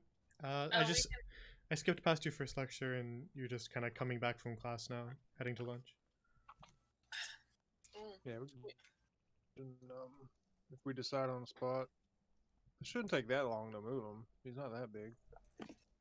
Maybe can she dig. has like she knows a preferential spot he would do well in. I don't know, we He can can just talk. move to the beach. I'm just asking him. He can talk. What do you He's think, his own Killian? person. Kinda. Everybody's back now, right? Yeah. Yeah. Yep. I just had to wash my hands again. Alright. Then you're free to do what you want with this lunch, so you can go wherever you like. Go wherever Let's you remind like. ourselves where stuff is on the island. Off the top of my head, around the greenhouse and behind it might be okay. And then near the beach might be okay. But he couldn't be too close because of the sand, right? It's like Gilly's going to courtyards. Wherever is fine. You want to have a look around? No, we could do the greenhouse. All right, you make your way over to the courtyard.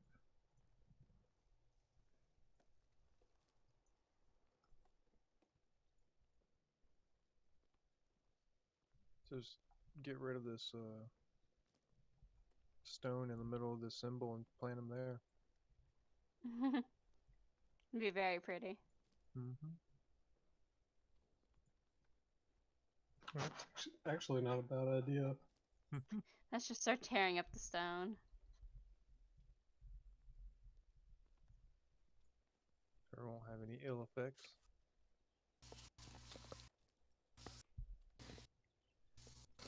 Oh, does he like dead things? You can put him in the cemetery. He said quiet, so any place that's quiet should be fine. Graveyards are famously quiet, I've heard. Well, I haven't Mm. heard, but you know. He Yeah, did plus say with other trees, though. Oh, I was gonna say get some nutrients from the berry there. The corpses. Gain some necromantic powers. That'd be pretty cool. All right, you pass through the courtyard, shivering slightly in the cold air as you make your way toward the greenhouse. Have we seen winter greenhouse yet? No. No, I don't think so, Nice. actually. It's a nice contrast. Yeah, I like it. Oh That's god, what's the this guy's name? groundskeeper, right? Yeah, you don't see Professor Biscay around at the moment during this lunch hour, but you do see the groundskeeper. Arnulf. You Yeah. could hope. Greetings, Howdy, Arnulf. Arnulf. He seems to be just kind of patching up a part of the greenhouse here, just making sure that it is nice and insulated. But as you greet him, he turns around and says, "Oh, hello, students. How are you today?"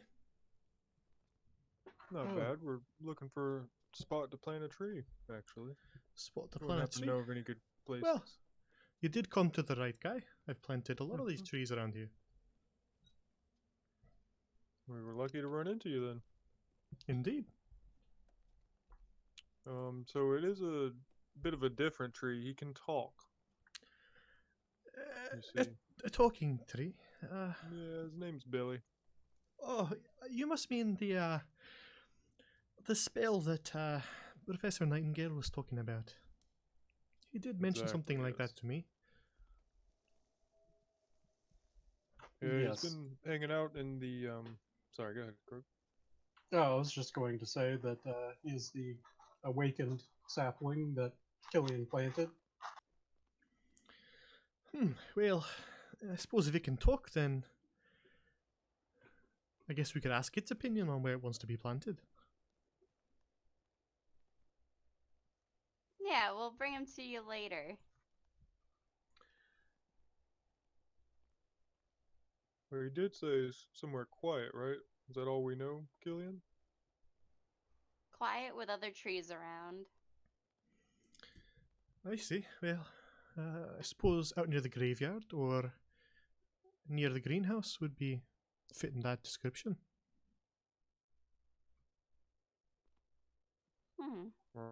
We're on the right track. Perhaps if we cannot decide, we could flip a gold coin. That's always an We option. could always bring him to both places and ask him. Yeah, I agree with Yo. He's sentient, isn't he? Indeed. Now, did you students have a plan for transporting this tree? I think that's why we're asking for help. All right. Well, I'm happy to help. Yo flexes his muscles. Now, with the lot of you, you should be able to handle most of the weight, but when I am in the process of replanting a tree, I like to bring a wheelbarrow to help support the roots. And you are going to Really? need something to dig it up with as well. I can dig pretty good. Well, I do have some shovels around if you don't want to be digging with your hands in the hard, cold winter. I use my mind. You can do that? Yeah, and I scoop up a little bit of dirt from like right here and move it over here. Just to show off. Oh yeah, you got more earth. See? The earth is sort of packed a little tighter, so it takes a couple seconds for you to move it first. I'm like concentrating really hard trying It's to sort of, you see the snow kind of quiver and tremble as though there was like a very, very miniature earthquake just in that one little square. And you sort of focus and have to just push it a little harder than you usually do. And then the earth sort of pushes past the snow and you reshape it. And I can do it into just like shape, can't I? Billy claps. It's quite impressive, yo. Arnold kind of scratches his head and says, well, look at that. That's quite impressive. Wish I had that kind of ability. Yo smiles broadly. He's very proud of himself. Well, seeing as you don't really need the shovels, you can still borrow them if you like. Back at my house, I have a few. The only problem is, I'd lend you my wheelbarrow, but it's broken right now. And I did order another wheel from Arcanay, but haven't gone into town to pick it up yet. If you lot take care of the wheel on the wheelbarrow, then I'll lend it to you. Sounds fair. Yeah, sounds good. Indeed. Great. I tend to get a little bit busy on the orientation day, so it'd be great if you lot could handle that little pickup for me. On it. Leave it to us, Arnolf. Should be at the general store, Dr. Weissman, and he'll have it for you. All right. We could wheelbarrow Killian in it on the way back. My That would gosh. be fun. Yes, I'll if you take a want free to, ride. if you want to take the wheelbarrow with you and have him fix it up, that'd be great too. Save me a little bit of trouble. Sure. All right. Well, it's just by my house. I'll head there right now and show you where it is. Okay. Unless you're busy. We're not busy. All right. Following Arnold. Whoops. Ignore that. Then he shows you back through the school to Sundell Square.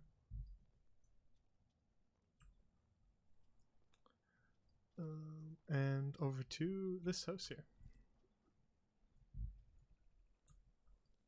You've never been in here. I don't have a map for it, but That I figured Damn you would it. never visit it. You But he assumed says, just in storage, so for just a moment, I'll go and grab it for you. If one of you wants to help me carry it. I will. Alright. Seeing as it's missing a wheel and all, doesn't exactly roll that smoothly. You lot can just wait in the entrance here. He opens the door for you all to come in. It's a very sort of humbly decorated house. There's lots of little pots with plants in them that he's been kind of tending to throughout the winter time. And Croaky leads you over to a small little closet in the corner and opens it up. Inside you can see sort of leaning against the wall upright is an old wooden wheelbarrow that is currently missing its large front wheel. And says, well, here it is. I'll leave it outside for you so that you don't have to come back and grab it from me. All right, sounds good. We'll just help him lift it and carry it out.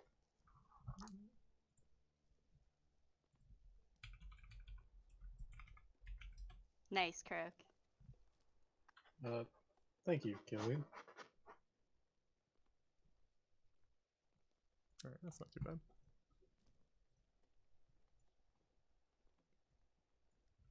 I'll get a better one for next session, but that'll do for now. So Oh, we still have afternoon lecture, correct? Yeah. Or okay. Bring the wheelbarrow with You've us. used up about a half an hour of your lunchtime, but you still have another half an hour before you head back to class. I'm just gonna go back to the dorms, grab some meat and bread, and then come back out towards class and probably eat in class, and return the Breadmasters Volume 1. So I guess I'm gonna just go off, and I'll see you guys in class later. Peace. Take care, Gildor. Thanks. Try not to get in any trouble. No trouble here. Arnulf locks up his house and then says, "Good day to you, students. I have to get back to fixing up the old greenhouse." Good day to you as well, Arnulf. And we'll have that wheelbarrow fixed up in no time. Indeed. Thank you for all your efforts, and if you have any more questions about transporting a tree, then come back and see me. Certainly. Croak will give him a salute, parting salute. He gives you a little wave and heads off back towards the school. So the wheelbarrow has just been kind of left off to the side of his house for you to pick up later. And Gilly, you quickly grab some food and rush off upstairs to the library to return the book. Yes, Breadmasters Volume 1. She gives you a little bit of a stern look and says, "It was almost overdue, but just on time. Make sure that you're on time with the others you have out as well." Yes, thank you. I will do that. And he scurries off. So after a certain amount of time, a little bit of time, it's time for your afternoon divinations lecture,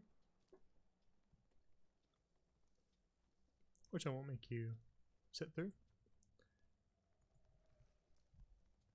You spend the beginning little bit of class eating some of the food that you brought with you, Gilly. Yes. You can see Professor Shadarasi every once in a while giving you a slightly irritated look as she hears some soft chewing and crunching from the back of the class. Oh no. And Too real. at the end of the class, as you're leaving, she says, "I hope you've cleaned up all those crumbs off the pillows." As she usually for her lectures doesn't use desks and chairs. She has you all sit on pillows. He's like, yeah, don't worry about it. There's no crumbs.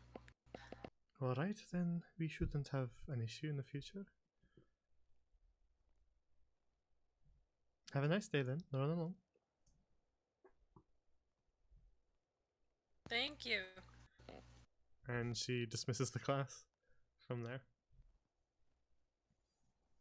How we're gonna have to fight giant rats next session in the divinations class. Gilly left crumbs.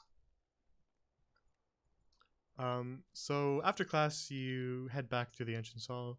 Unless you have anything to do in the school, you can stay right here.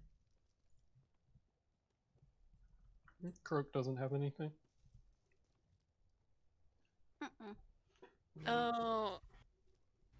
We have to figure out how to get the tree out. Or why don't we talk to Billy and find out where he wants to go? He wants to go someplace quiet with other trees. Yeah, I think we're gonna get them in the wheelbarrow once we get it fixed. And then we can just roll them around to different places. He can choose for himself. Okay. Indeed. All right. So, The afternoon is free for you. You have, well, a good number of hours before curfew or dinner time. Would it be to get to the cliff area outside of the bridge? About an hour's walk to kind of head out to that area. And what was Arcanay? The time to Arcanay? I think I said around like 2-ish. It takes basically up, depending on how long you spend there. It usually uses up most of your day, but it really depends. Okay. If you had a way of getting there faster, you could get there faster, but I'd say about 2 hours walk. We I think I haven't said maybe looked- 3 in the past, but I don't really Yeah, have I an think we exact time did frame. say 3 in the past. I think that's Alright. what I was remembering. We're not Almost cool okay. enough for it. Anything faster. Then we'll say 3. we should do the ghost thing, and then afterwards do Billy, I think. Ghost thing Well, tonight, Billy- and then we'll move Billy on Wednesday. Yeah. We got it, but while we're coming back, probably either in the morning or on our way there, we should stop in Arcanay and get the wheel, right? Yeah. Will we get in trouble for being off the island? They don't need to know. Just asking. We got a job to do, man. Are you referring to on Wednesday because we're off of classes? What are you doing to him? Sorry. Nah, tonight we gotta do the ghost girl thing. Yeah, let's go do that. Josephine said that there were a few village houses along the cliffside. Are we going on another wild goose chase? Yes, we Yes. are. Well, no, it's not a wild goose chase because remember last time there was bread, and I did get the yeast. And Also, the the last time we yeast is very chased a happy goose, right now. he Yeah, there's gave no us that goose this ruby that time. you Yeah, so there's no fond of. goose. Well, whatever. I'll go along with you all. I have Hey, nothing better to Jay, do. If we leave before curfew and don't come back that night, is that breaking curfew?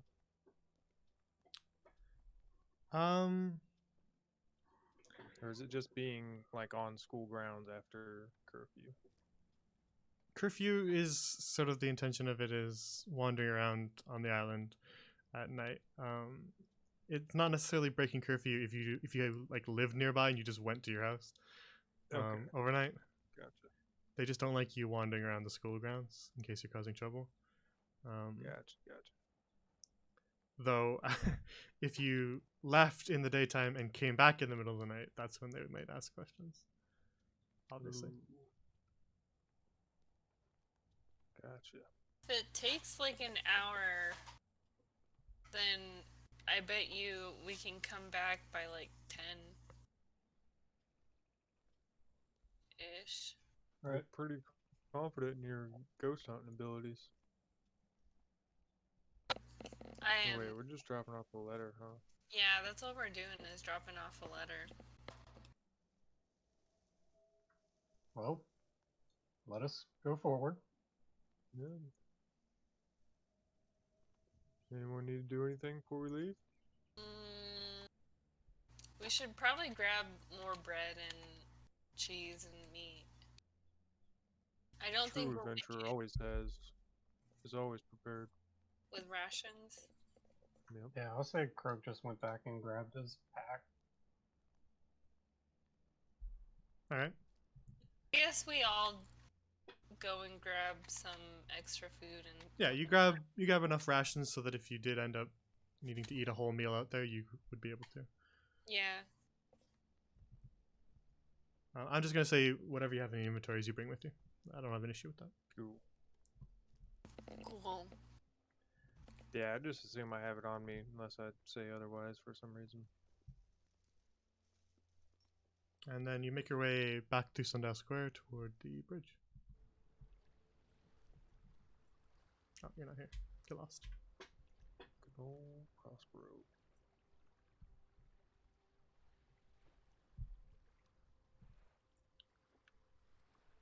Croak will salute Prospero on his way by. You see the figure of him kind of sitting in his rocking chair. And then as you walk by, you see a glow behind his visor. And he goes,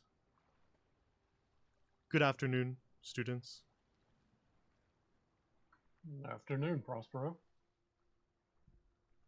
Return before curfew. We Understood. will Okay. make it. Yes, sir. And then you see the glow fade as you walk by. Scary.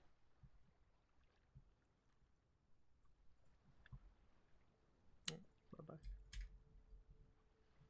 Alright, so you arrive sort of, after spending some time walking across the bridge, you arrive along the coastline.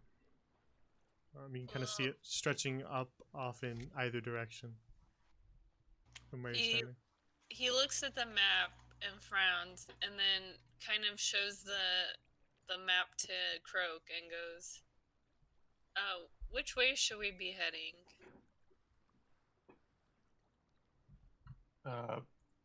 Just follow the coastline in the direction where you have circled, Gilly.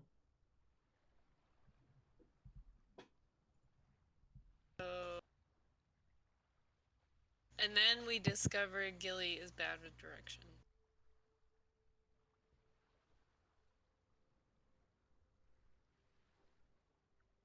Oh, there. Okay, so I guess we just start walking along the coastline. Alright. Indeed. And we can keep an eye out for any settlements or houses nearby. Whoops. That sounds Forgot you were in Oh, draw yeah, mode, right. huh? I forgot. That Classic was a long mistake. sneeze, okay. yo. Excuse me, it's cold. I do out that here. all the time too. Nasty. Like froze. It just Yeah. makes a big icicle. Alright, you spend some time traveling along the coastline. And for the most part, the area is pretty sparse, as there aren't really any trees in this sort of what used to be a grassy plain, but in the winter is just sort of fields of snow. And patches of dirt where some of the snow has sort of either melted or didn't manage to cover. In the other direction, when you're heading towards Arcanay, that was mainly a lot of farmland and sort of barns, as well as some farmers' houses. But off in this direction along the coastline is much different. It's occasionally you'll see, actually off in the distance as you travel maybe a half an hour, you see the forest, the outline of the forest that you visited before, Ivres, stretching off in the distance across the hills. But along the coastline, you can see a few small, rather humble-looking houses. After about a half an hour's walk. I guess we walk towards those humble houses that look like shacks to Gilly. Yeah, to Gilly they would definitely look very run down. Should we just go door to door then? Yeah, I think so. I don't know how else we would find him. Maybe we can ask if anyone knows an Audrey Crafton. Crafton. Sounds good. Lead the way. The first little house that you approach, you can see a fire lit somewhere inside as there's light coming through the windows. I'm gonna go over and knock on the door. After a couple seconds, an old man opens the door and says, "Oh, yes, did you need something? Are you lost?" Yeah, we were looking for an Audrey Crafton. Yes, Her house is just two down from mine. Why were you looking for her? We had a message for her. I see. Well, you seem kind of lean out of the door frame, looking off in that direction. Just skip the next one, and it's the one past that. As he points. Thank you, sir. As the guy tells Gilly this, Crook's skepticism is starting to wane a little bit. Like the gears are kind of turning inside his head. Yeah, Mhm. I was just about to say the same. All right. Yeah. So heading towards this house that he pointed out, you're sort of moving away from the cliffside, and you stop being able to sort of see over the cliffs as you make your way kind of back, more inland, towards this house. Okay. So, I guess we just follow his directions and, eventually make it to the house. Mhm.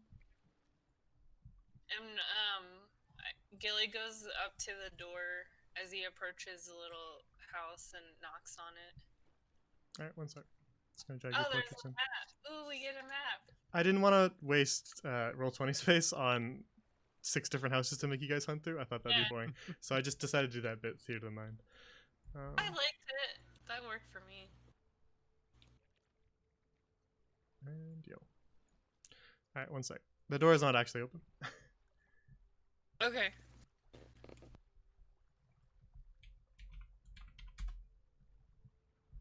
It's like the worst party formation we could do. But you walk up to the door. You can see another light flickering into the window of this small house. And we, I guess, go up to the door and knock on it. All right, you hear some footsteps from behind the door. And then after a couple seconds, the door swings open and you see a woman standing in the door frame. She looks around middle age, long, kind of dark hair, and very gaunt, malnourished. And she opens the door and says, "Yes, what is it?" Are you Audrey Crafton? "Yes? What? Do you need something?" I had a message for you. And he reads the letter, which I didn't write down, so I don't remember what. And then he kind of like shows her a. Yay! I like that picture.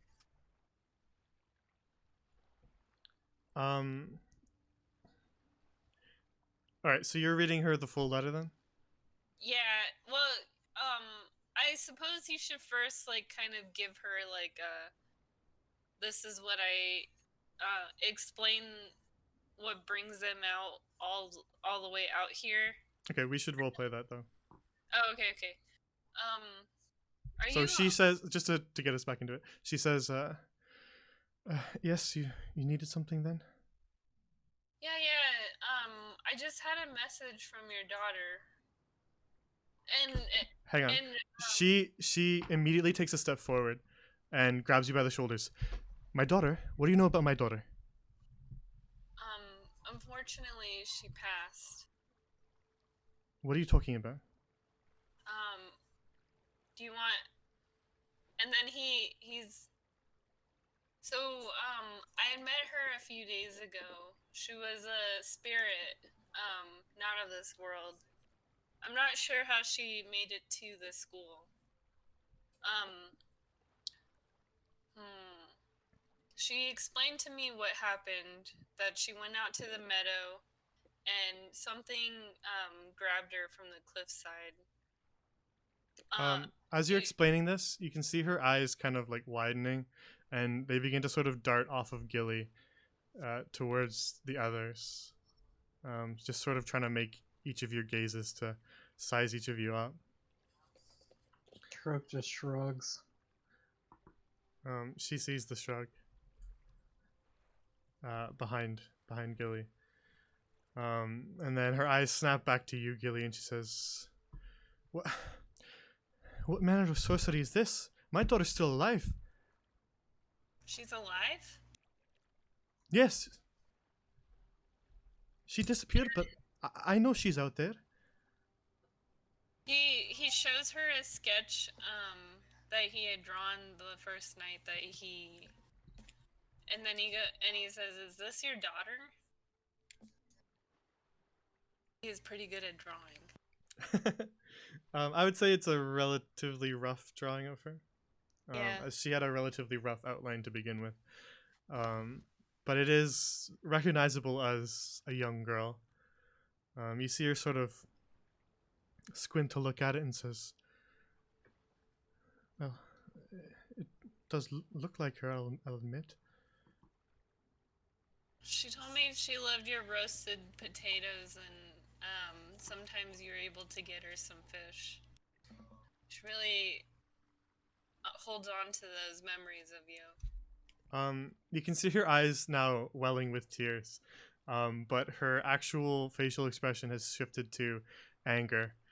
And she's let go of your shoulders, almost kind of just ever so slightly pushing you backwards as she starts to wipe her tears, and she says, "What? Are you some sort of sorcerer? Trying to trick me?" I am a sorcerer, but I am not trying to trick you. Why? What would someone like me come out all the way out here just to... She wanted me to give you this message. And then he reads the letter. I don't know. Just some sort of cruel trick to play on an old woman like myself.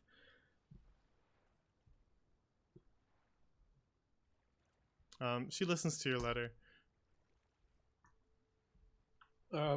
Ma'am, Gilly is a bit of a prankster, but I don't believe he would do something as cruel as this. Then you've been talking to my neighbors.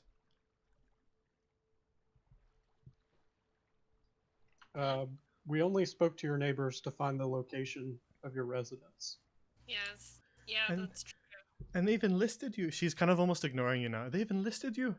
They're always telling me to just give up, to stop looking for her. And that she's dead, but she's not. I know she's still out there. She's still alive. She's like fully now ignoring you, almost not looking at any of you.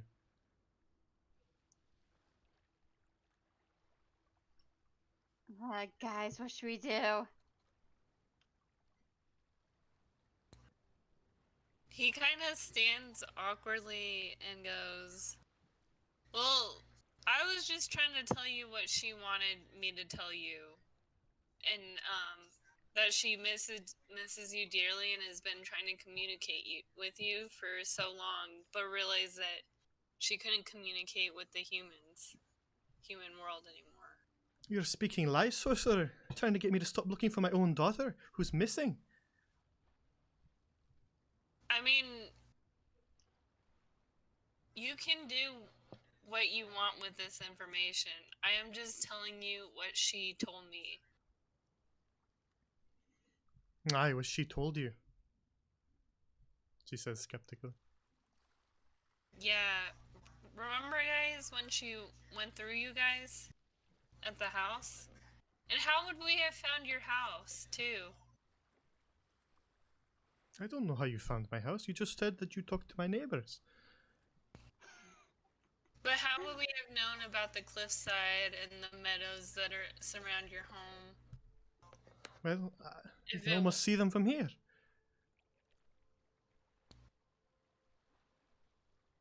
But why would I know of your daughter then? Well, The I first don't- I- time we ever met your neighbor was just like 10 minutes ago. I don't know that.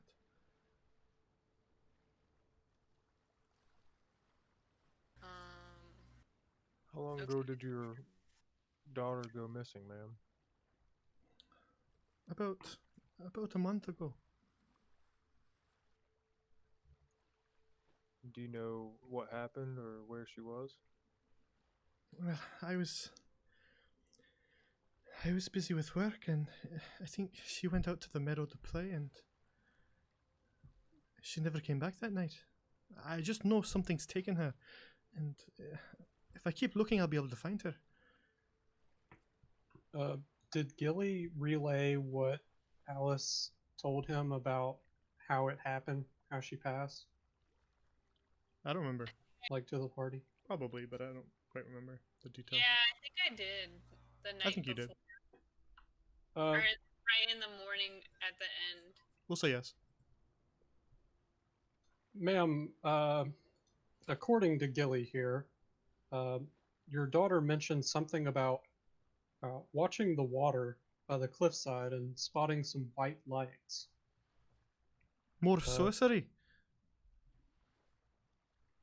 I know not of what caused these lights, but it's just what was mentioned. Can you point us in the direction of the meadow she would have been playing in? Well, she likes We to can have a look for ourselves. explore all the different places around here, but I Yep. believe the meadow you're talking about is just off that way. She points back kind of towards the cliffs. And she did tell me that you told her not to play in the meadows, but she did it despite your warnings. She has kind of narrowed her eyes this whole time, looking skeptically at you, Gilly, but there are definitely tears flowing out of her eyes as she speaks.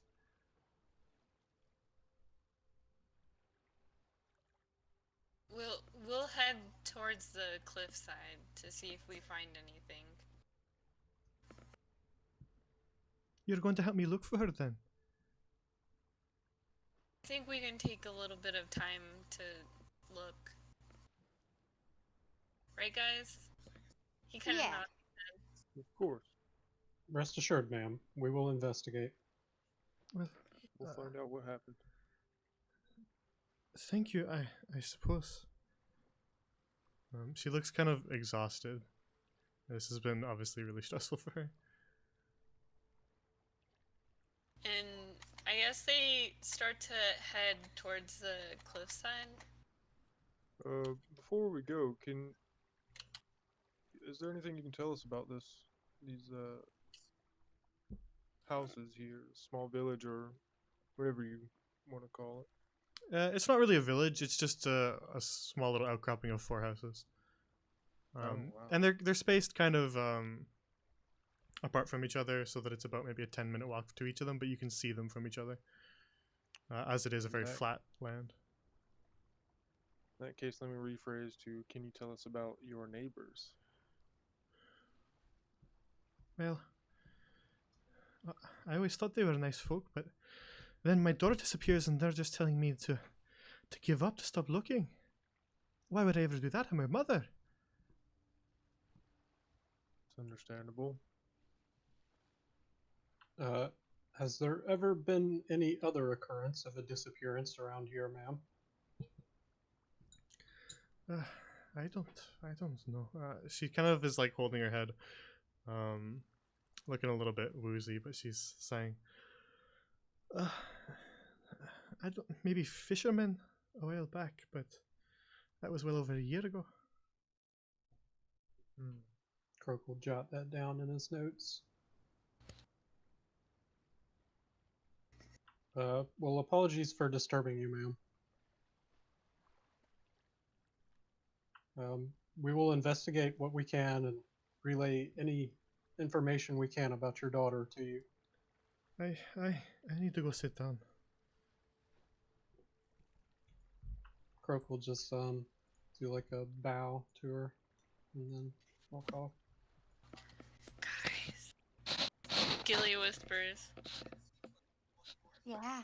I think we should leave some of our rations here. She looked kind of skinny.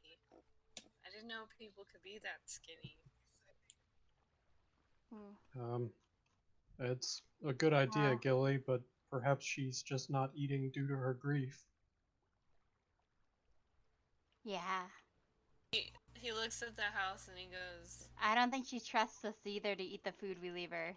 but how will she know it's our Or- food? I don't think Would anyone would you eat food they eat found flying outside out? their house. By the power of deduction, Gilly. Not everybody else eats random stuff off they find off the floor to see what it does to them. Good Perhaps point. we should do something to gain her trust first. Like find some information. Yeah, yeah. Alright. Head off towards the meadow then. Yeah. Let's go towards the meadow. Yeah. What time of night or night would it be right about now? You got done classes around 5, and then spent a half an hour walking over. So, and then talking with her. So we'll say it's about 6 o'clock. Okay. It's getting dark, or is dark. Yeah, Houses it's approaching maybe sundown. But not super dark Okay. yet. Oh, we still have a little bit of time. You do. So you make. No. Go ahead. Go ahead. Oh, like a Oh, quick look over. Okay. So heading in the direction that she sort of pointed you, it leads you back towards the cliffside, and it's not immediately obvious what she means by meadow, as there's lots of snow around, so most of it just looks like sort of flat, sort of ever so gently hilled area. So the term meadow would imply maybe flowers and lots of vegetation, but in the wintertime it's pretty hard to figure out exactly where any sort of meadow would be. So you can kind of look up and down, off to your left and off to your right, down this coastline, and a lot of it looks very much the same.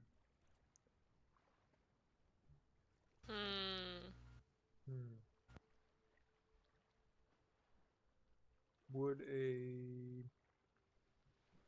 nature check help? I'd say an investigation check could help you with some stuff. Okay. Make it Can with do that. advantage since there's all 4 of you.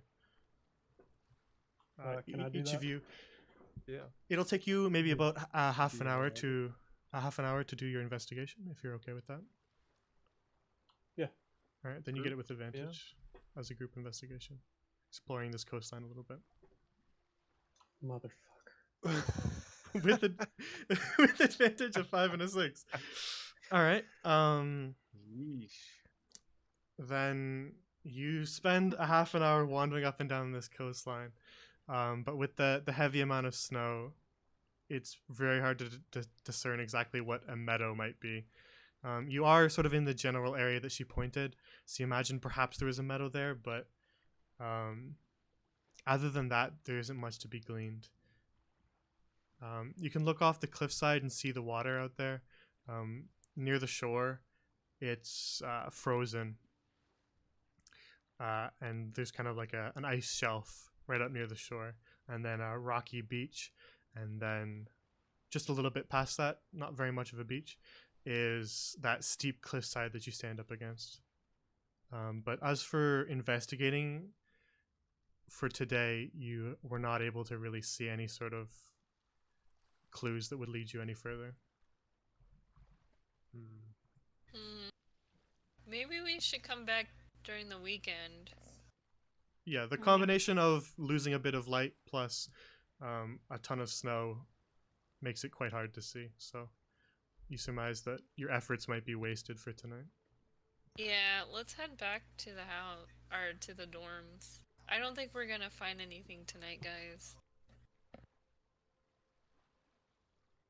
You're And probably gals. right.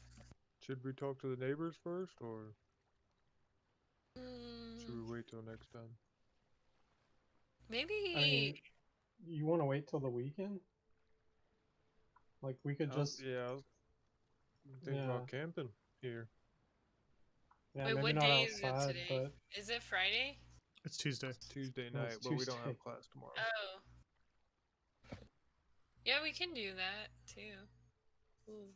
Maybe not camp outside since it's cold, but maybe if we spoke to one of the neighbors, we could pay to sleep on their floor or in like a shed or something. Yeah, you do that, buddy. I have It 4 is- gold, sir. It is just over a half an hour walk back to the school. It's not very far.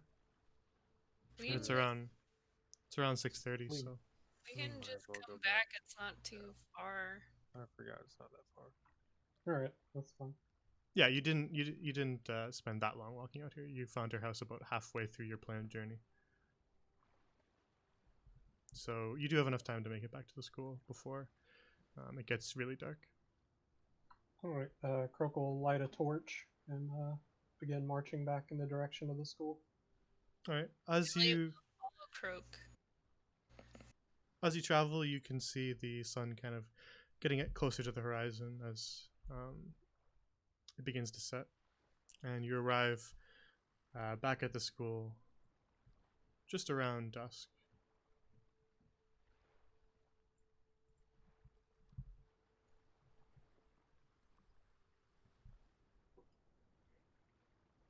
If you guys are good to go for just a little bit longer, I can keep going. I am. I'm good. I have like 30 more minutes. Okay, we'll end it in a half an hour then. Okay. Alright. So you arrive back Didn't find- with the telltale signs of the curved arches of Portal Plaza, and see the bridge stretching out in front of you as you are now back at the school. Gilly, I still don't know about a ghost, but there's definitely something strange happening out there. I know, right? I told you. Consider I me a suppose I should full-on go- believer, Gilly. Huh? Said, consider me a full-on believer.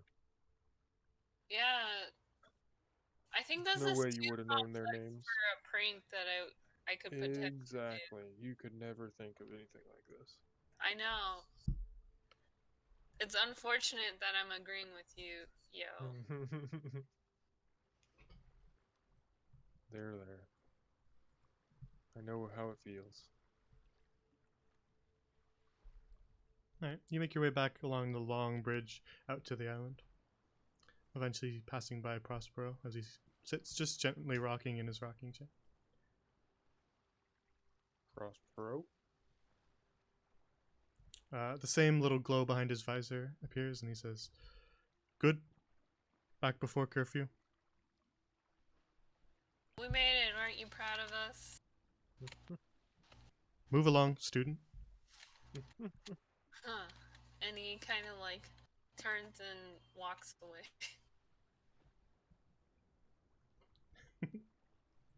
Just like a Aw, massive elephant in the room with Prospero.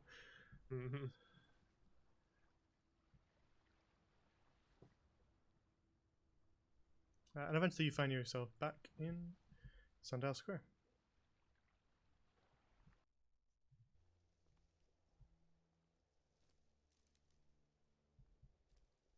Well, I don't know about you guys, but I'm starving. Indeed. Dude, let's go check what's for dinner today. Yay, food. I'm starving. Finding yourself back at the dormitory, you make your way inside, feeling the warmth of a nice fire again as you head inside. It's been quite some time of you out in the cold, so it's refreshing to have a bit of heat on your bones.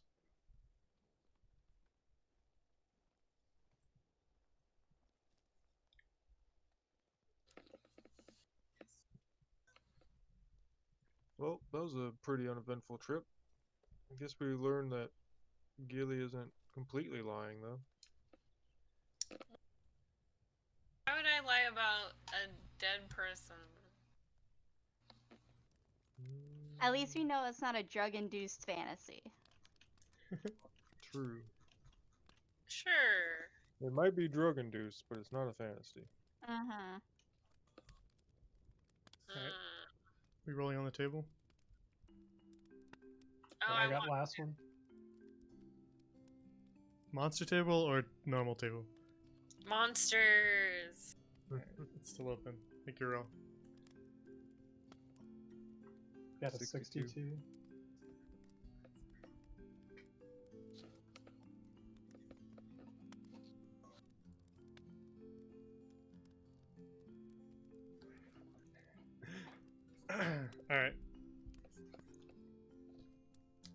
Josephina brings out your platter of dinner and lifts the silver lid to show that today is gelatinous cube marmalade. Oh. Mm. Anyone got any bread? Gelatinous cube marmalade. So it's Professor like Nightingale would love Oh this. yeah, he would love it. Anyone got any fish? that might be good with it. Yeah. The lime one was really good. A tear comes to Yo's eye. I might have some leftover fish I could see if I could grab, if that's what you want. Yeah. Please Oh, that'd do. be so good. Bit of an odd combination, but I suppose. Not now. You can try it too, and you'll love it. Alright. Kirk just stares at the gelatinous cube stuff in disgust. He just wants the fish. He's not dipping. Yep. After a few minutes, she brings out a platter of kind of reheated fish. And says, here you are then. Thanks, Josephina. This is better than Thank I you. thought it would be. Yeah. Fruity tasting. Mm-hmm. Are you gonna eat your gelatinous cube, Crow? Definitely not, yo. You can have all of it. Esther would. Ooh. I am not Esta, yo. In that case, he happily takes your Has- portion. We haven't seen Esta in like a day or two, guys. Do you think she's okay? She had a headache that other day. Oh my god. Oh, she's yeah. probably dead. I checked on her the following morning, and she seemed fine. Okay, good. Yeah. Thought Gilly might have killed her. Damn. Dang. I don't think I can kill people, but dang. Croak has just kind of scraped some of the fish onto his plate, and he's just only eating that. Alright. There's sort of a sweet and salty mixture of the fish and the marmalade jelly. Yeah, that sounds As you- disgusting. Finish off It your- It's so bad. You asked for it. Oh yeah, Yo loves it. I hate it. Killian loves it, and I Sweet and love it in salty IRL. I'm gonna release like a recipe book. Oh, Just God. all the disasters that you guys come up with. It's gonna have like centipedes and jello and fish. Delicious. Fish jello. Imagine that. Imagine putting caviar in jello. Please stop. I've never had caviar, but Me either. It's not terrible. I would But 100% I've never try. had like nice caviar. I've had like Mm. the kind that you can get at sushi places. That's not too Mhm. expensive. You can order it on Amazon. You spend some time eating, and the sun has now gone down as you finish off your meal. Good job nipping that in the bud, Jay. yeah, I was just about to try and do it myself. I was too. You're better at segues than me, though. Canned caviar. Delicious. Yo cleans up his plate, takes it to Josephina, and heads to bed. Oh, and I wish everybody a good night. Good night, everybody. See you in the morning. Night, yo. Good night as well. You finish up your bedtime routines. Anything anybody wants to do before they go to bed? Sleep. Killian wants to sleep in the other room tonight. There's still a bed in here, you said, right? There is. It doesn't have the same kind of sheets that you have on it, but there is a bed. Is it? She'll take the blankets from her bed and go over here in the room where the ghost is and sleep in there. All right. Croak's just gonna pray to Hana and then read his new book until he falls asleep. Yo has an idea, and he goes over to Gilly's room, knocks on the door. Gilly opens the door. So I just had a thought. Since your drawing was a little crude, you want to try either you drawing another better one or describe to me what the ghost looks like, and we can show it to The her mom. mom tomorrow? You know what? I think that's a really good idea. I'll meet you in the dining hall. Do you need to see the ghost again, or? I remember what she looks like. Or Alright. how about I just go grab Might get be her? easier if you're looking at her while you're doing it. Oh, describing her? Yeah. Knock, knock. Huh? Alright. Are you knocking on an empty room? Hey, do you know Killian's in there? No, but I knocked with the Ghost, girl yeah, the true, day yeah. before. I'm the only one that can see her. Yeah, she might be changing or something. Killian gets up and answers the door and feels really cold all of a sudden. Yep. Hey guys. Gilly, behind her, you see the blue glow of Alice. Oh, hi, Alice. I was hoping you wanted to draw a picture of you. I was hoping we could do that for your mom. Oh, I see. I suppose so. He's not gonna tell her how the thing went. Alright. What's she You want to say? meet us in the dining hall? Ooh, I should go get. Ooh, Killian, do you think you could get the fire again? I have no idea how you did that. It was pretty cool. I'm on it.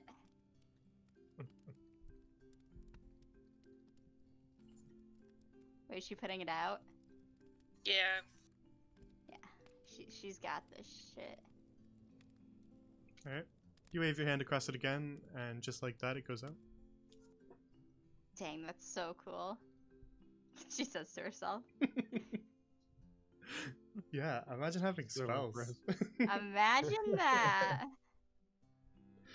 Just scrolls through that massive spell list Killian has.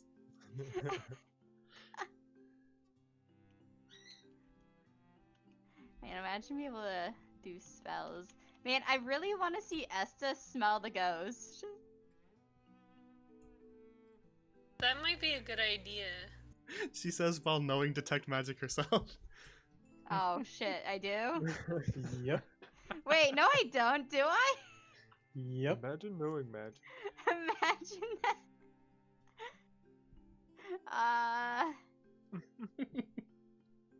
Hold on. Let me read what this does. Oh shit, it's a spell slot. Yeah, Killian, I want to. You can Detect- ritual cast it. Yeah, it would just take longer. But then it doesn't use a spell slot. But you are also going to bed in a couple seconds. True. I mean, I could stay up while they're drawing her and to do it, right? While they're drawing, you can just stay in the room for 10 minutes as they do the drawing, and then eventually Yeah. it'll cast. Yeah, I'll do that. We go, Again, you know, it doesn't The matter. idea but- behind the idea behind ritual casting, just in case you aren't aware, is to save resources for later if you think you're going to need them. So like the spells that are more like Mhm. useful during downtime don't eat up all your resources that you might need to use Mm. for combat spells later. They just take long, Right. so you can't do it in like if you're in a time crunch. Oh, okay. Yeah, and since you're about to go to sleep, you would get your spell slot back anyway, right? Yeah. Yeah.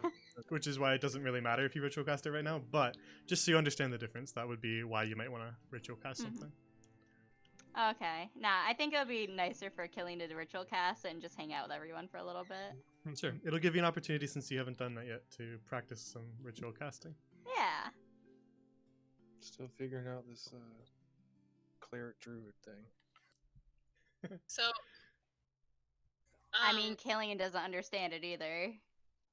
Yeah, that's what I meant. Alice, if you want, you can like float on the table. It might be easier. And then he starts to describe Alice to Yo. Alright, Yo's got all his supplies out. All right. She's got kind of long, to you, very light blue hair. You're not quite sure what color it might have been when she was alive, as everything about her is kind of glowing blue, including her clothing. And she looks to be about 12, wearing very humble a dress. One of the sleeves is like torn off. She only has one sleeve on her dress. Forget if I mentioned that last time. I don't think I did. Oh, I don't think I ever got that. Alright, well, you got it now. Yo is taking all this in, drawing it. Can I do a medicine check for this night? Sure. Okay. Where is my button? Can you ask her what color her hair Ouch. and eyes are? Oof.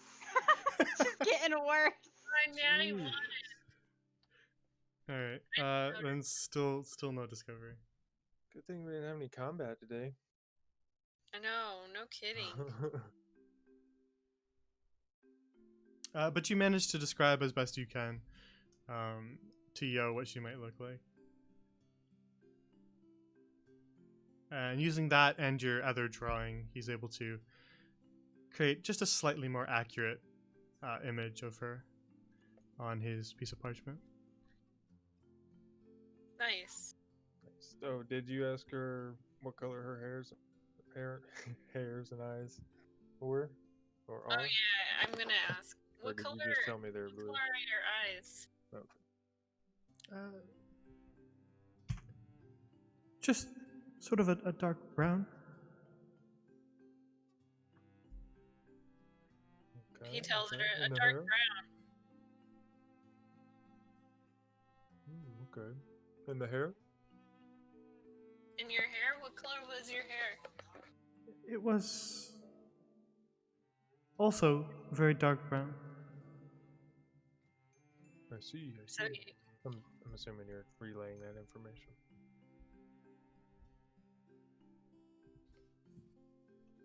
Yo can hear Alright. ghosts now. Yeah.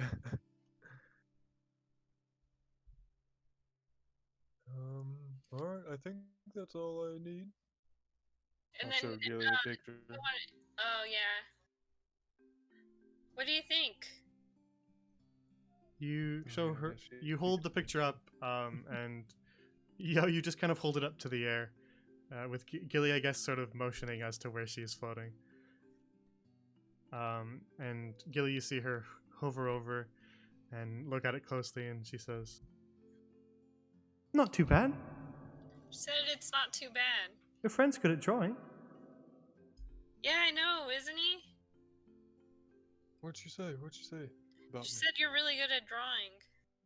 Aww, that's so nice. Well, I hope her mom likes the picture and maybe even believes us a little more. Killian, as they're doing this, eventually you finish ritual casting. And as you finish, you see sort of an outline, a glowing outline hovering above the table, in the shape of a small child. No features, just a silhouette, a glowing blue silhouette above the table. Yo, do you see that? See what? There's a... Like, I swear I see a person on the table. Yeah, that's Alice. Does Yo see it too? Like the outline? I don't see anything, Killian. I think it's just you. Just me? Okay. I see her. No I- particular school of magic either. Okay. With detect magic, if there is a specific school of magic that's being cast on something, then you can learn that. But sometimes Oh. it's too vague or it's multiple. So I'll usually let you know Mhm. something like that. Okay, so she's just... Yeah, nothing there's no specific spell or something like that that's been cast on her. That's why I'm saying there's no school. You don't get the sense that she's under someone's spell. No necromancy, that's a good thing. I was Yeah. gonna say True. necromancy, but I didn't want to give you the wrong impression. Oh, Yeah. yeah. I just see yeah, that something that's definitely would dead. have. That's not. It would have made you dead, think that dead. somebody specifically tried to raise her or something like that, which is Mhm. isn't what I was Yeah. trying to imply. I don't know. Her mom was kind of crazy. Surely she'd be talking to her. She lost her daughter. Of course she's crazy. I don't hear her, right? I just hear outline. You don't hear her, you just see an outline kind of hovering gently above the table. Yeah, actually, Oh. it's nighttime. So you can see her now too, Killian. Yeah. Hmm. I mean, I see her outline. I can't really make anything out. She's just kind of standing there. I Oh, suppose, oh god, at she least, stepped. I mean, at least this shows that I'm not crazy, right? Yeah, either that or you're both crazy. Uh, Well, that could be true. oh my god, did you drug me again? What? I haven't done Again. any drugs in like a week. Did you drug me? I haven't done any drugs. I haven't done any. Yeah. Not a lie. Oh gosh, she's real. She's there. Croak! Does she look like my picture? Oh, she ran off. Oh. Killian, like, knocks on Croak's door very violently. Croak! Croak! Croak! Croak! Croak! Croak doesn't hear shit. Oh shit, did you drug Croak too? Croak is fast asleep. Damn. Never mind, Croak can't hear me. What is up with these rolls, dude? That's what I'm wondering. Damn. Yeah, I We're forgot just to I not forgot missing to out I anything. forgot to tell everybody, but off stream we had a big mishap with Fortuna, and that's why everybody's rolls are turning out like this. Curse us all. Everyone's off. Fortuna's too pissed off right now. Yeah, she's real mad. What'd you do this time, Croak? Destroy one of her shrines too? Oh, maybe I can knock on his door and see if he wakes up. I'm gonna Mhm. knock on his door. We knock, could- knock, knock. If We're he just gonna doesn't use wake up, we're we gonna can use get that him one again. roll. Otherwise, it'd be repeatable ad Yeah. infinitum. So we're just gonna use the one. Thank you. We'll Just tell him in try the every- morning. He Okay. won't believe this. Killian, you can see sort of the human shaped outline. As Alice can understand all of you, she just it's the other way that doesn't work. So she can hear all of you talking. As Killian sort of is describing this, you can see stuff. Alice has just kind of been like waving and moving her arms and floating back Oh. and forth. So Killian, you see the silhouette just kind of like dancing through the air and waving at you. Killian waves back. I can tell she can see you. Oh crap, this is cool. Yeah, Oh, I man. totally didn't think I'd be seeing dead people, but here we are, right? You are pretty cursed. Oh, I feel so That's left true. out. Wish I was cursed. Close. You got me there.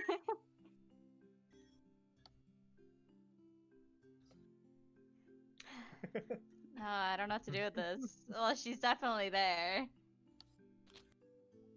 Huh. What? Alright, Detect guess I magic. believe y'all then. Is concentration up to 10 minutes, so you got 10 minutes to see her. Huh. Does she do sign language? I mean, Killian doesn't do sign language, but No, she's just been kind of moving around, excited that perhaps someone else can see some traces of her, and she's been waving at you from time to time, circling around you. Is there anything you want me to ask her, Alice? I'm not really sure what to say, but it seems like she can see traces of me at least. Yeah, she can. She has been waving, or she sees you waving. I think that's why she's been waving. Well, I'm glad that somebody else can see me. Yeah, although I think hers is temporary.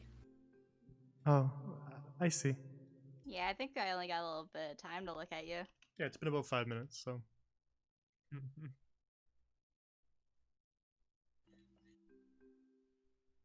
I'm so Well, jealous. dang. Yeah, you should be yo.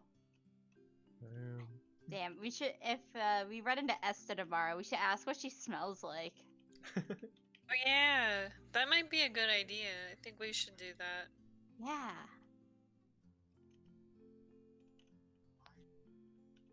Oh, but it has to be nighttime for Gilly to know where she is, right? Yeah, And for her to unfortunately, show you up. can't see her in the daylight. I mean, she'll be in that room if we say wait in that room for us. Is it dark enough in that room during the day? I mean, we don't need to see her to smell her, right?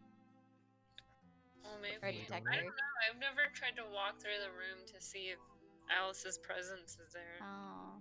Yeah, have you ever smelled a ghost before? Mm-mm. Not easy. I mean, I wouldn't know. I'm assuming it's not easy. Yeah, probably not easy, yeah. Hmm. All right. You spent some time talking, doing the drawing, and Killian exploring the fact that she can now see a silhouette. Killian exploring her spell list. Is there anything else you want to do? I think. Oh, Gilly, can you ask her about her neighbors? Any information that she has yeah. about them? What do you? Is there any? Well, she can hear you, so. Oh, I talk to my neighbors from time to time. They were nice to me. She said that they were nice to her. Well, that doesn't help. She never saw anything suspicious or out of the ordinary. I'm guessing she can just hear him say that. Yeah, she can hear that. Yeah. I don't know about suspicious. Old man Milford used to give me cookies from time to time when he had extra. Ooh, Aw. cookies. So she said her neighbor used to give her cookies from time to time. Dang, he does sound nice. Yeah. What was his name? For investigative purposes. What was his name? I don't know his first name. I just always called him Old Man Milford, and he seemed to think that was funny. She called him Old Man Milford.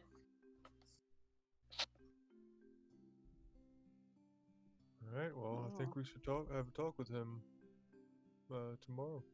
Maybe in the morning? Or Yeah. after class. No, actually, we can go in the morning, huh? Yeah, we don't. Yeah, we're Well, do we no know that we classes don't were. have classes the next day? Yeah, You do. I think Croak. Okay. He didn't mention that the school was open. That's what he didn't mention. Okay, But okay. you know that you don't have you don't have classes, but you also have other things that you were planning on doing tomorrow. So just we'll wrap up the session here. If you're going off to bed. Yeah. Yeah. Yeah. Bye, Alice. Good night, Alice. See you tomorrow. Good night. Alright, Alice, wherever you are. Killian's blankets are still in this room, so she's gonna be in this room.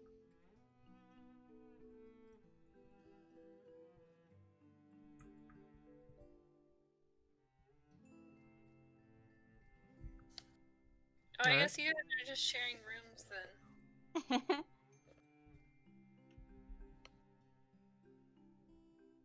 Then eventually you drift off to sleep, and that is where we'll call the session for today. Yay! Nice. Nice.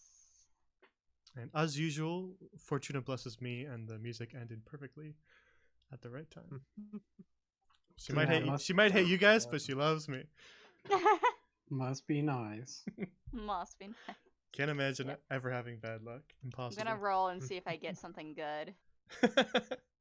You rolled like a 22 earlier on performance. I mean, you're Yeah, Gucci. It's us that suck. Only high roll. Damn. Oh damn. What the hell? There's something wrong. Oh, there it is. There it goes. Hey, we end our session now. We're good. Yeah, now we're good. You just wasted your good one. Yep. Yeah. This one's gonna be terrible.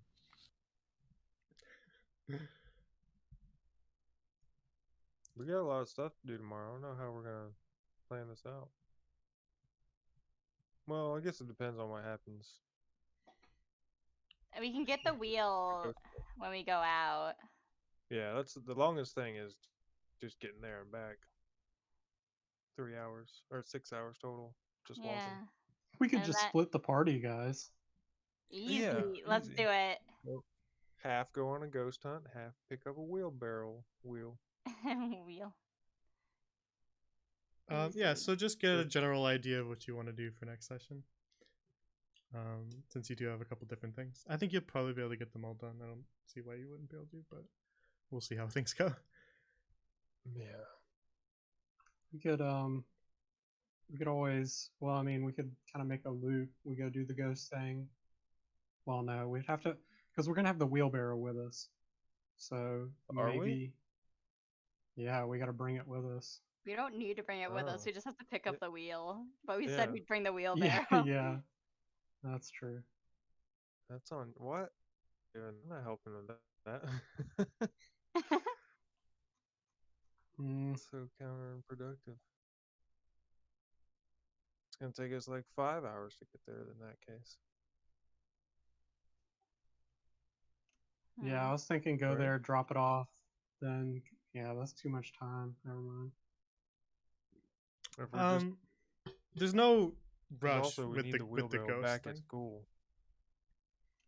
I mean, we leave the wheelbarrow at the school, grab the wheel, go to the town, come back, fix the wheelbarrow. I mean, at the town, go to the ghost mom's house. Yeah. Yeah, and then we come back, fix the then wheelbarrow, back- and then we spend our night getting Billy Barkley out.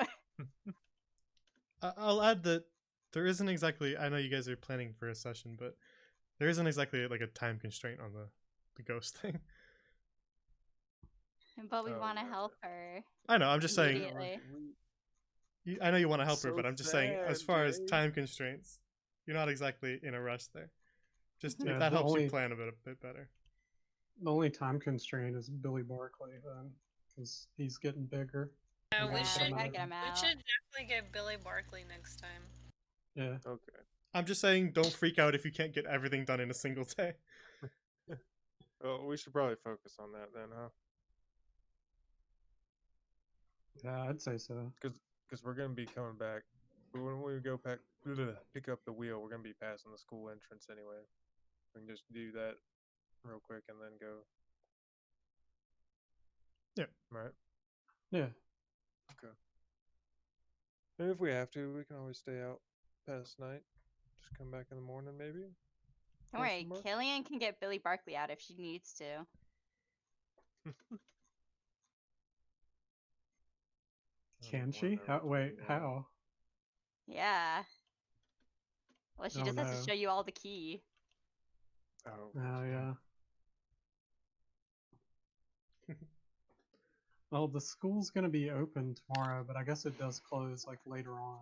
If we were to Yeah, get like him if we out. need to go in after night. Yeah. Another Yeah. reason we should probably do that first, like during the day. I have to go. I'm gonna let Aaron play Path of Exile because there's a new league today. Take care. Yeah, So I'm gonna you go to go- bed, you guys. Have a good night. Good night. Night. Bye. That was fun. Yeah, it was a good session. Got some stuff done. Explored some things. Felt Went to so bad class. for that Summoned the squad. horse. Had some terrible rolls. Really Truly the terrible. hardest combat encounter of all. Trying to convince a mother that her child is dead. Yeah. Dude, I was waiting for like Gilly to try to roll persuasion or something, but at the same time I was thinking, man, it's gotta be like a high ass DC if, you know, Mm-hmm. like dealing with her mental state. Yeah, I always like background have like DCs and stuff in mind, just because it's good to have those things ready. But a lot of times, if it's just like a conversation and you're talking normally, and you, there doesn't necessarily need to be any roles if you're just having a nice conversation and you don't always Pick the right dialogue option. Yeah, you don't need to necessarily make a roll as long as if you yourself are relatively convincing, then maybe you can just do the convincing yourself. Right. Um, Right. But That roles makes will sense. help you for like very very difficult things, or if you just can't think of the right thing to say, then they can help out. But I don't like to always do them because people will tend to use them to just skip actual interactions that are interesting. Yeah. Like I'd hate to just have someone walk up to the mom and be like, "I roll persuasion to tell her that her child is dead." Yeah. It would have much less impact on Yeah. the people playing. So I like to kind of Sure. fully allow something to work out, and then if the roles are more like backup things if you're having trouble. Yeah, I didn't want Kurt to like try to persuade her too much about her daughter being a ghost and stuff because I mean he doesn't even believe that. He just knows that something's wrong there and he wants to investigate the area to find out like what's up. Same. Yeah. I mean, that was meant to be a difficult encounter in quotes. It would be IRL for sure. Exactly. I didn't Yeah. want that to be anything remotely easy, so TPK'd all your hearts instead of your characters. Yeah, I felt really bad for her for sure. Poor mom. What'd you just call her? Mom? I also Oh, you kind said of misheard poor. the same way Oh, that you did. Poor. Wow, I did not hear that. Jeez. I knew what you meant to say, but I also heard it slightly differently. Spell it out just in case there's anybody watching still. I want to get canceled.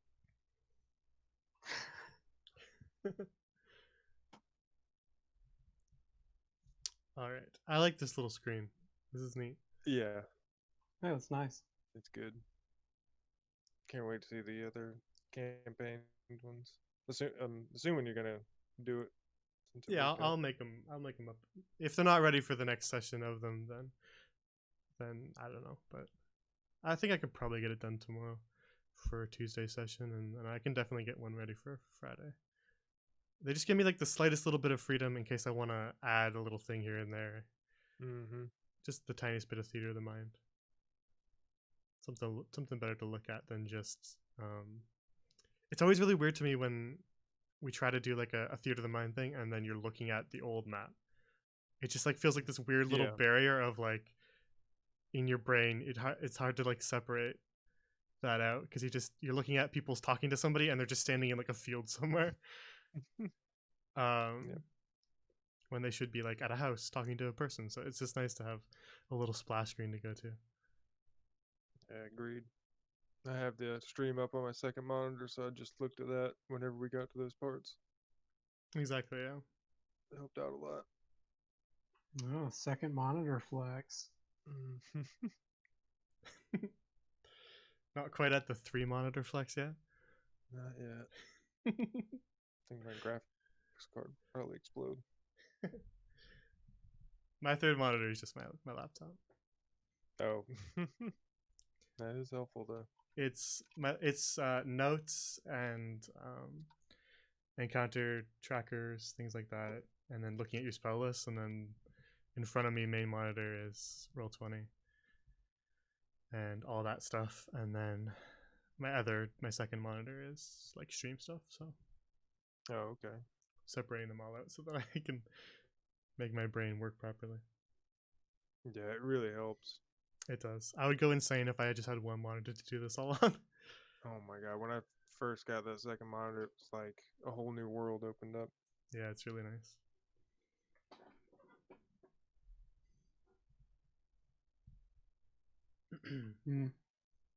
My second monitor's my cell phone.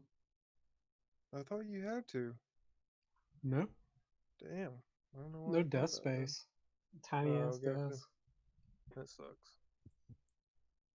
Yeah. Anybody still here in chat want to add your opinion? You can, but I was also considering adding that little Discord overlay to the regular setup too, for the maps. Mhm. I wasn't sure if I wanted to do it because I know it would help like kind of new people connect voices, but I also don't want that to be a focus. I'd rather people be looking at your character portrait when you're talking. So I was kind of unsure of whether or not I wanted to do that. I like it here because it gives a little opportunity for people who are new who just happen to see it. Okay, you can see the voices, but since there's less to look at, but I don't want people to be just staring at Discord icons glowing. I think if we did that, we would definitely need to change our Discord icons to our character icons. Yeah, Okay. that might help as Sure. well with that. Sure. I like definitely the names are good. Otherwise, there's no point in doing it. But I'm just kind of unsure. I think I'm gonna make them all like this right now. Focus on getting the other campaigns having one. Yeah, and I'm just gonna leave it off for now. I'll maybe try it in the future, but I think it's a little too much while the maps are going on. Mm-hmm.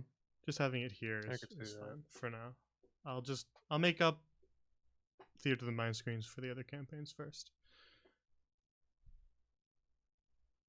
Yeah, I think Flimp's right. Starting and ending screen's pretty good. Mm-hmm.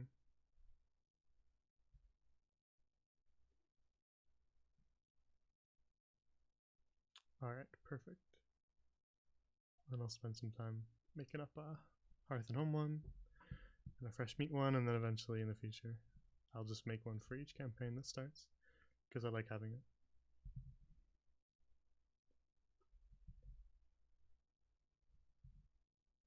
All right, I'm excited. The map making software I use is getting an update soon. Ooh. They do updates all the time, but the one that's upcoming is an exciting one. Nice. They're moving to 2.0 of the battle map sort of version. You can kind of like pick which style you want when you're making the map. So all the different types of maps, like the world maps and the ones that are like parchment looking maps that are like look like they're hand drawn, are all done in the same software. They're just different styles. So they're updating the battle map the style, which is the one that you see the most. It's the one that you're walking around on. Gotcha. But they're adding. I haven't seen too much of what the 2.0 is, but I've seen some like examples of it, and it looks like there's a lot more detail, some new assets, and kind of a rework of the lighting. Which I think the lighting is fine as is, but I'm really interested to see what they change with the lighting. Yeah, that'll be interesting. Nice. Or more assets is always good too. Yeah, every time there's more assets, I get really excited because it means that I can add a lot of new stuff to maps. I think the next new asset dump they're doing is either it'll be any new ones that come with the 2.0, as well as I think what they're planning in the future is like winter Arctic assets. That'll come in handy. So like a Viking style of buildings, as well as things covered in snow. Which I can do a decent amount of snow stuff just by being creative with their assets, but having some actual like differentiating things to look a little more Viking-esque will definitely help for any sort of barrow down stuff. Which is why I've been holding off on making a lot of their maps, because I know that's coming. Nice. Yeah, that'll be really good for that. Exactly, and I always go back through and update the old maps with new assets. I think coming at the exact same time as the 2.0 is the addition of like an additional art style. So I think they're adding watercolor as well. Ooh. So I'm not quite sure. I don't think I'll use that for battle maps because I think that'd be too much of a departure from this art style, which I really like. But what it might be good for is maps of towns and cities. Yeah, to give them like 'cause- their own flair. Exactly. The way that it is right now, the battle map is a little too like fine detailed, like what you're looking at on your screen in Roll20 most of the time. That's a little too much detail, as a lot of the buildings would be very kind of plain looking. And then the other option I have for doing sort of like a big city map is sort of like a slightly tilted isometric look at it. Which I have been doing for now. I don't think anybody's seen any of those because nobody's visited any big cities yet. But they're kind of hard to workshop, which is why I haven't done any of them. Like there's no one for Luchens because it's hard to kind of work with that kind of angle. But the watercolor stuff is all top down, and it looks like it'll be good for sort of like a less detailed zoom out of a city, So I'm gonna start playing with that once they make that live, to see if I can get some like nicer overviews of cities to help people kind of Nice. get their surroundings. I think that'll be cool. Would you ever stream a map making session? I've actually thought about that because it is really interesting, and I'd love to like do that. But then I'm like, oh, there'll just be spoilers. Oh Uh, yeah, true. Maybe if it was something that we'd already seen, like if I was making if they do the watercolor thing, and I'm making Luchens or something in watercolor, maybe I'd do that. But a lot of the stuff is like I don't want to reveal anything. Like I could stream myself making all the maps for like Remedy and Ruin, but then it's just gonna be you guys see all the stuff before it happens. That's fair. So I wouldn't do anything like that, but maybe if it's me making like a map of a place that's been visited, if I'm doing like a little Arcane map or a Luchan's map, then maybe I'd do a little mini stream, an hour or two or something like that. That could be fun.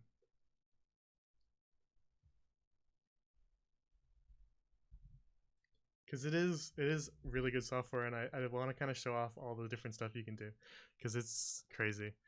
The more they add stuff, the more you can really start to get creative.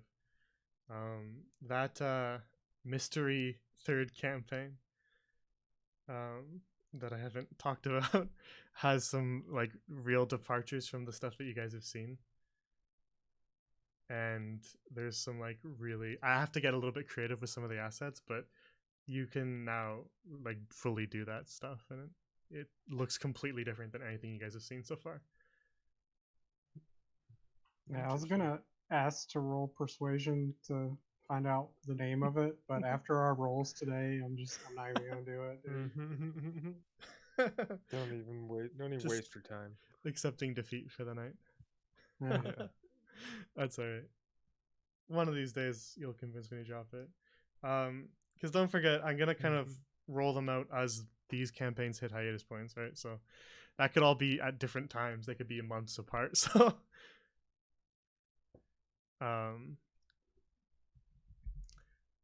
there will be some like kind of wiggle room in between them. That'll be a bit weird.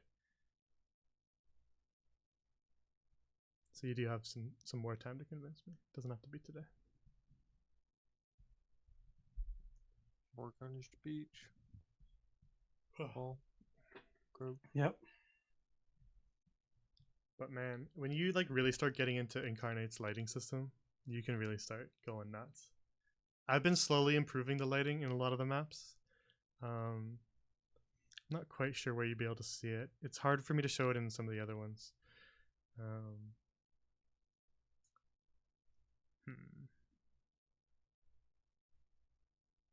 I've made a few of the like battle map style ones with it, but I haven't really messed with the lighting. Yeah, so by default, it handles some of the lighting for you. So placing assets in Incarnate will highlight it with a shadow by default. So if you place something next to something, it'll cast a shadow. For example, like a bed in a corner will cast shadow along the space where it should just be kind of dark. If it's right in the corner of the room, there'll be kind of like a little gap along the wall where it's darker because it's casting a shadow there.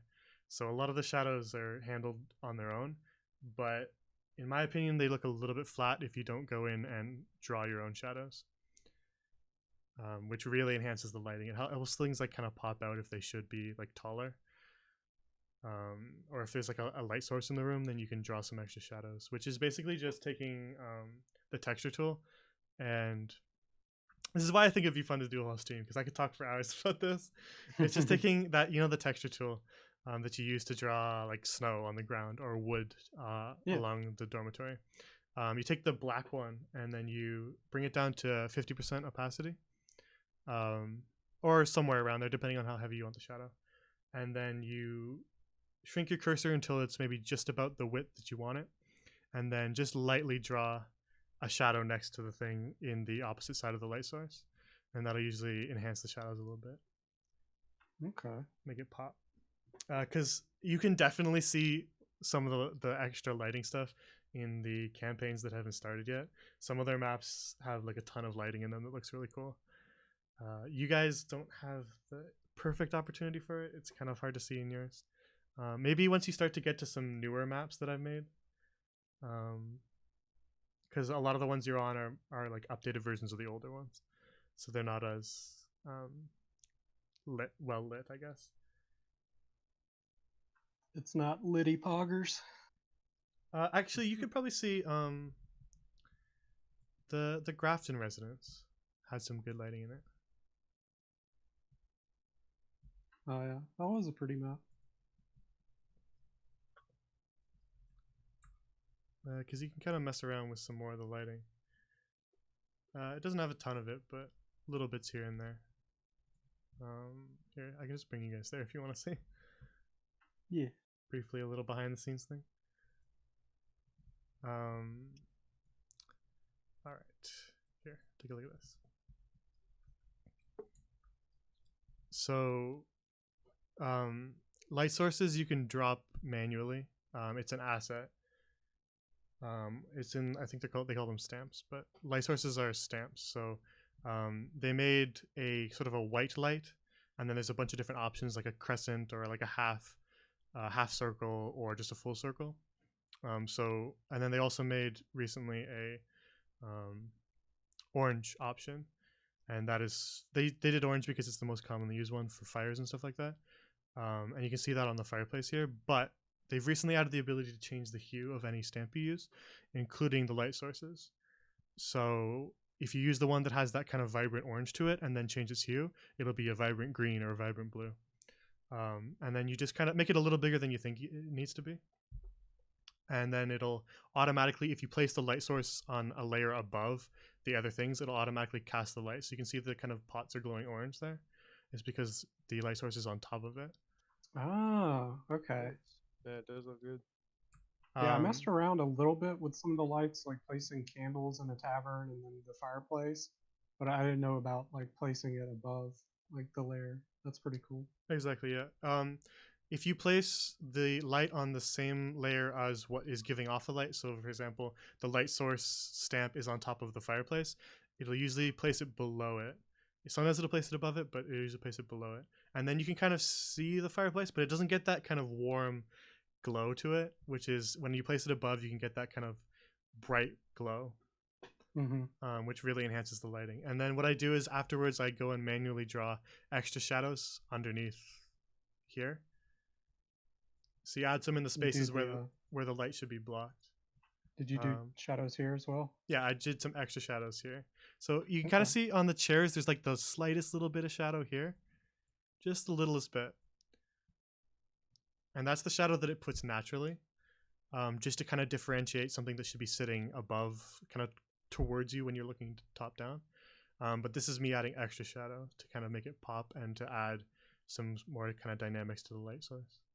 I did a little bit of extra here because the logs would be blocking off the light. Yeah, that makes sense. Looks good. And then another thing that I've been doing, is tree shadows. Oh shit, that's cool. So they don't cast those automatically; they just have the standard shadow. But what I've been doing recently, I've been seeing other people do it because Incarnate is great and has an option to actually make your stuff public, and then you can just browse. And a lot of people will make their maps public, and then you can also make your maps clonable and editable. So I think there's only been like maybe 2 examples of me doing it, but there's where it's like a map you really, really like, and you just sort of borrow it because people make their maps public and let people kind of make your own version of it. I don't do it too much just because I like to make my own stuff, but I think there's like maybe 2 I've ever used. Actually, no, you haven't even seen one. Just because they fit so perfectly that I was like, I can't do better than this. So yeah, they drew those shadows manually, the tree ones. So no, this is an original map that I drew. I was saying that because I was saying that because you can go. Yeah, so actually, I was looking at other people's maps and then like learning their techniques. as to what they did. Gotcha. And what I Yeah, that's noticed a nice. couple people were doing is what you do is you duplicate the tree stamp, drop it to a layer below it, drag it slightly off center, and in the direction that you want the light to be coming from, you drag it in the opposite direction. And then basically you can change the brightness of a stamp. So you just drag that all the way down until it's pitch black, and then drop the opacity so that it's translucent. Oh, And wow, then it that's, casts the exact same shape as the stamp that you wanted to use. That's where you get the same shape as the Yeah. individual leaves. it's a That's neat little smart. trick. Yeah, it's a really good technique that adds like a lot of depth to the trees. I first started doing it in Little Garden, and it looks really good. It's a lot more work when it's like a big forest, but it looks way better. Yeah, I can only imagine. But yeah, so that is a little glimpse into map making. What do you do to change the light from like daytime to nighttime? So when you're exporting, you don't have to be exporting to do it, but it brings up the option when you're exporting. There's filters that you can change, and one of the filters is nighttime, and that just darkens everything and gives it kind of a very gentle blue hue to it. And then you can alter how much you want it to look. I usually make it a little more intense just to make it darker. But it seems so like seamless whenever we change from day to night. Like, are you loading us a new map, or is like how does that? Oh, in Roll20, what I'm doing is I'm so basically there's 3 layers for Roll20. When you're seeing it from my perspective, there's the object layer, which is what you guys are on. That's the stuff you interact with.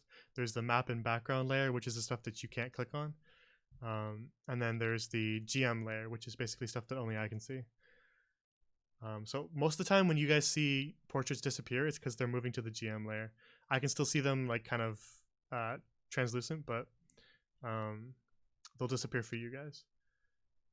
Yeah, I'm familiar with that, but like the night layer, like is that on the GM layer and you're like, bringing it up, or like how No, do you do so what I'm doing is I'm putting 2 maps on the background layer, and then when I want to switch between them, I go to the background layer quickly, and then right click and go to back, which sends the one that you're Ah. currently on to the back of the kind of, if you imagine a stack of cards, it'd be like taking the one off the top and putting it at the bottom.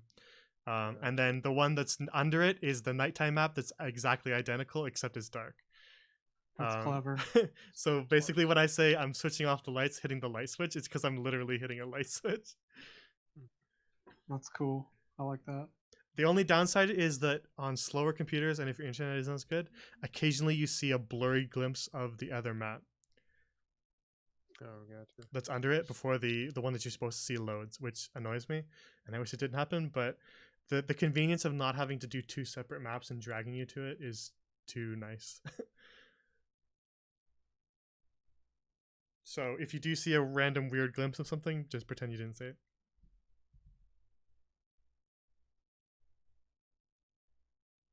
Don't react to it. Yeah. Okay. Gotcha. I'll probably forget on accident anyway.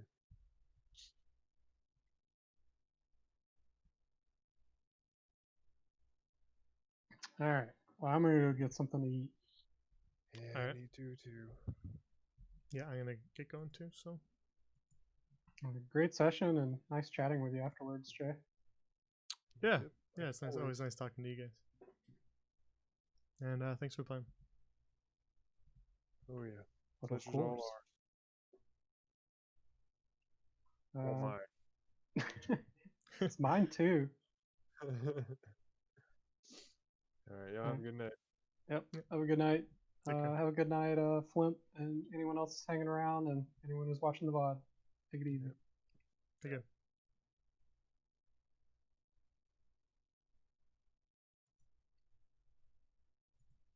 All right.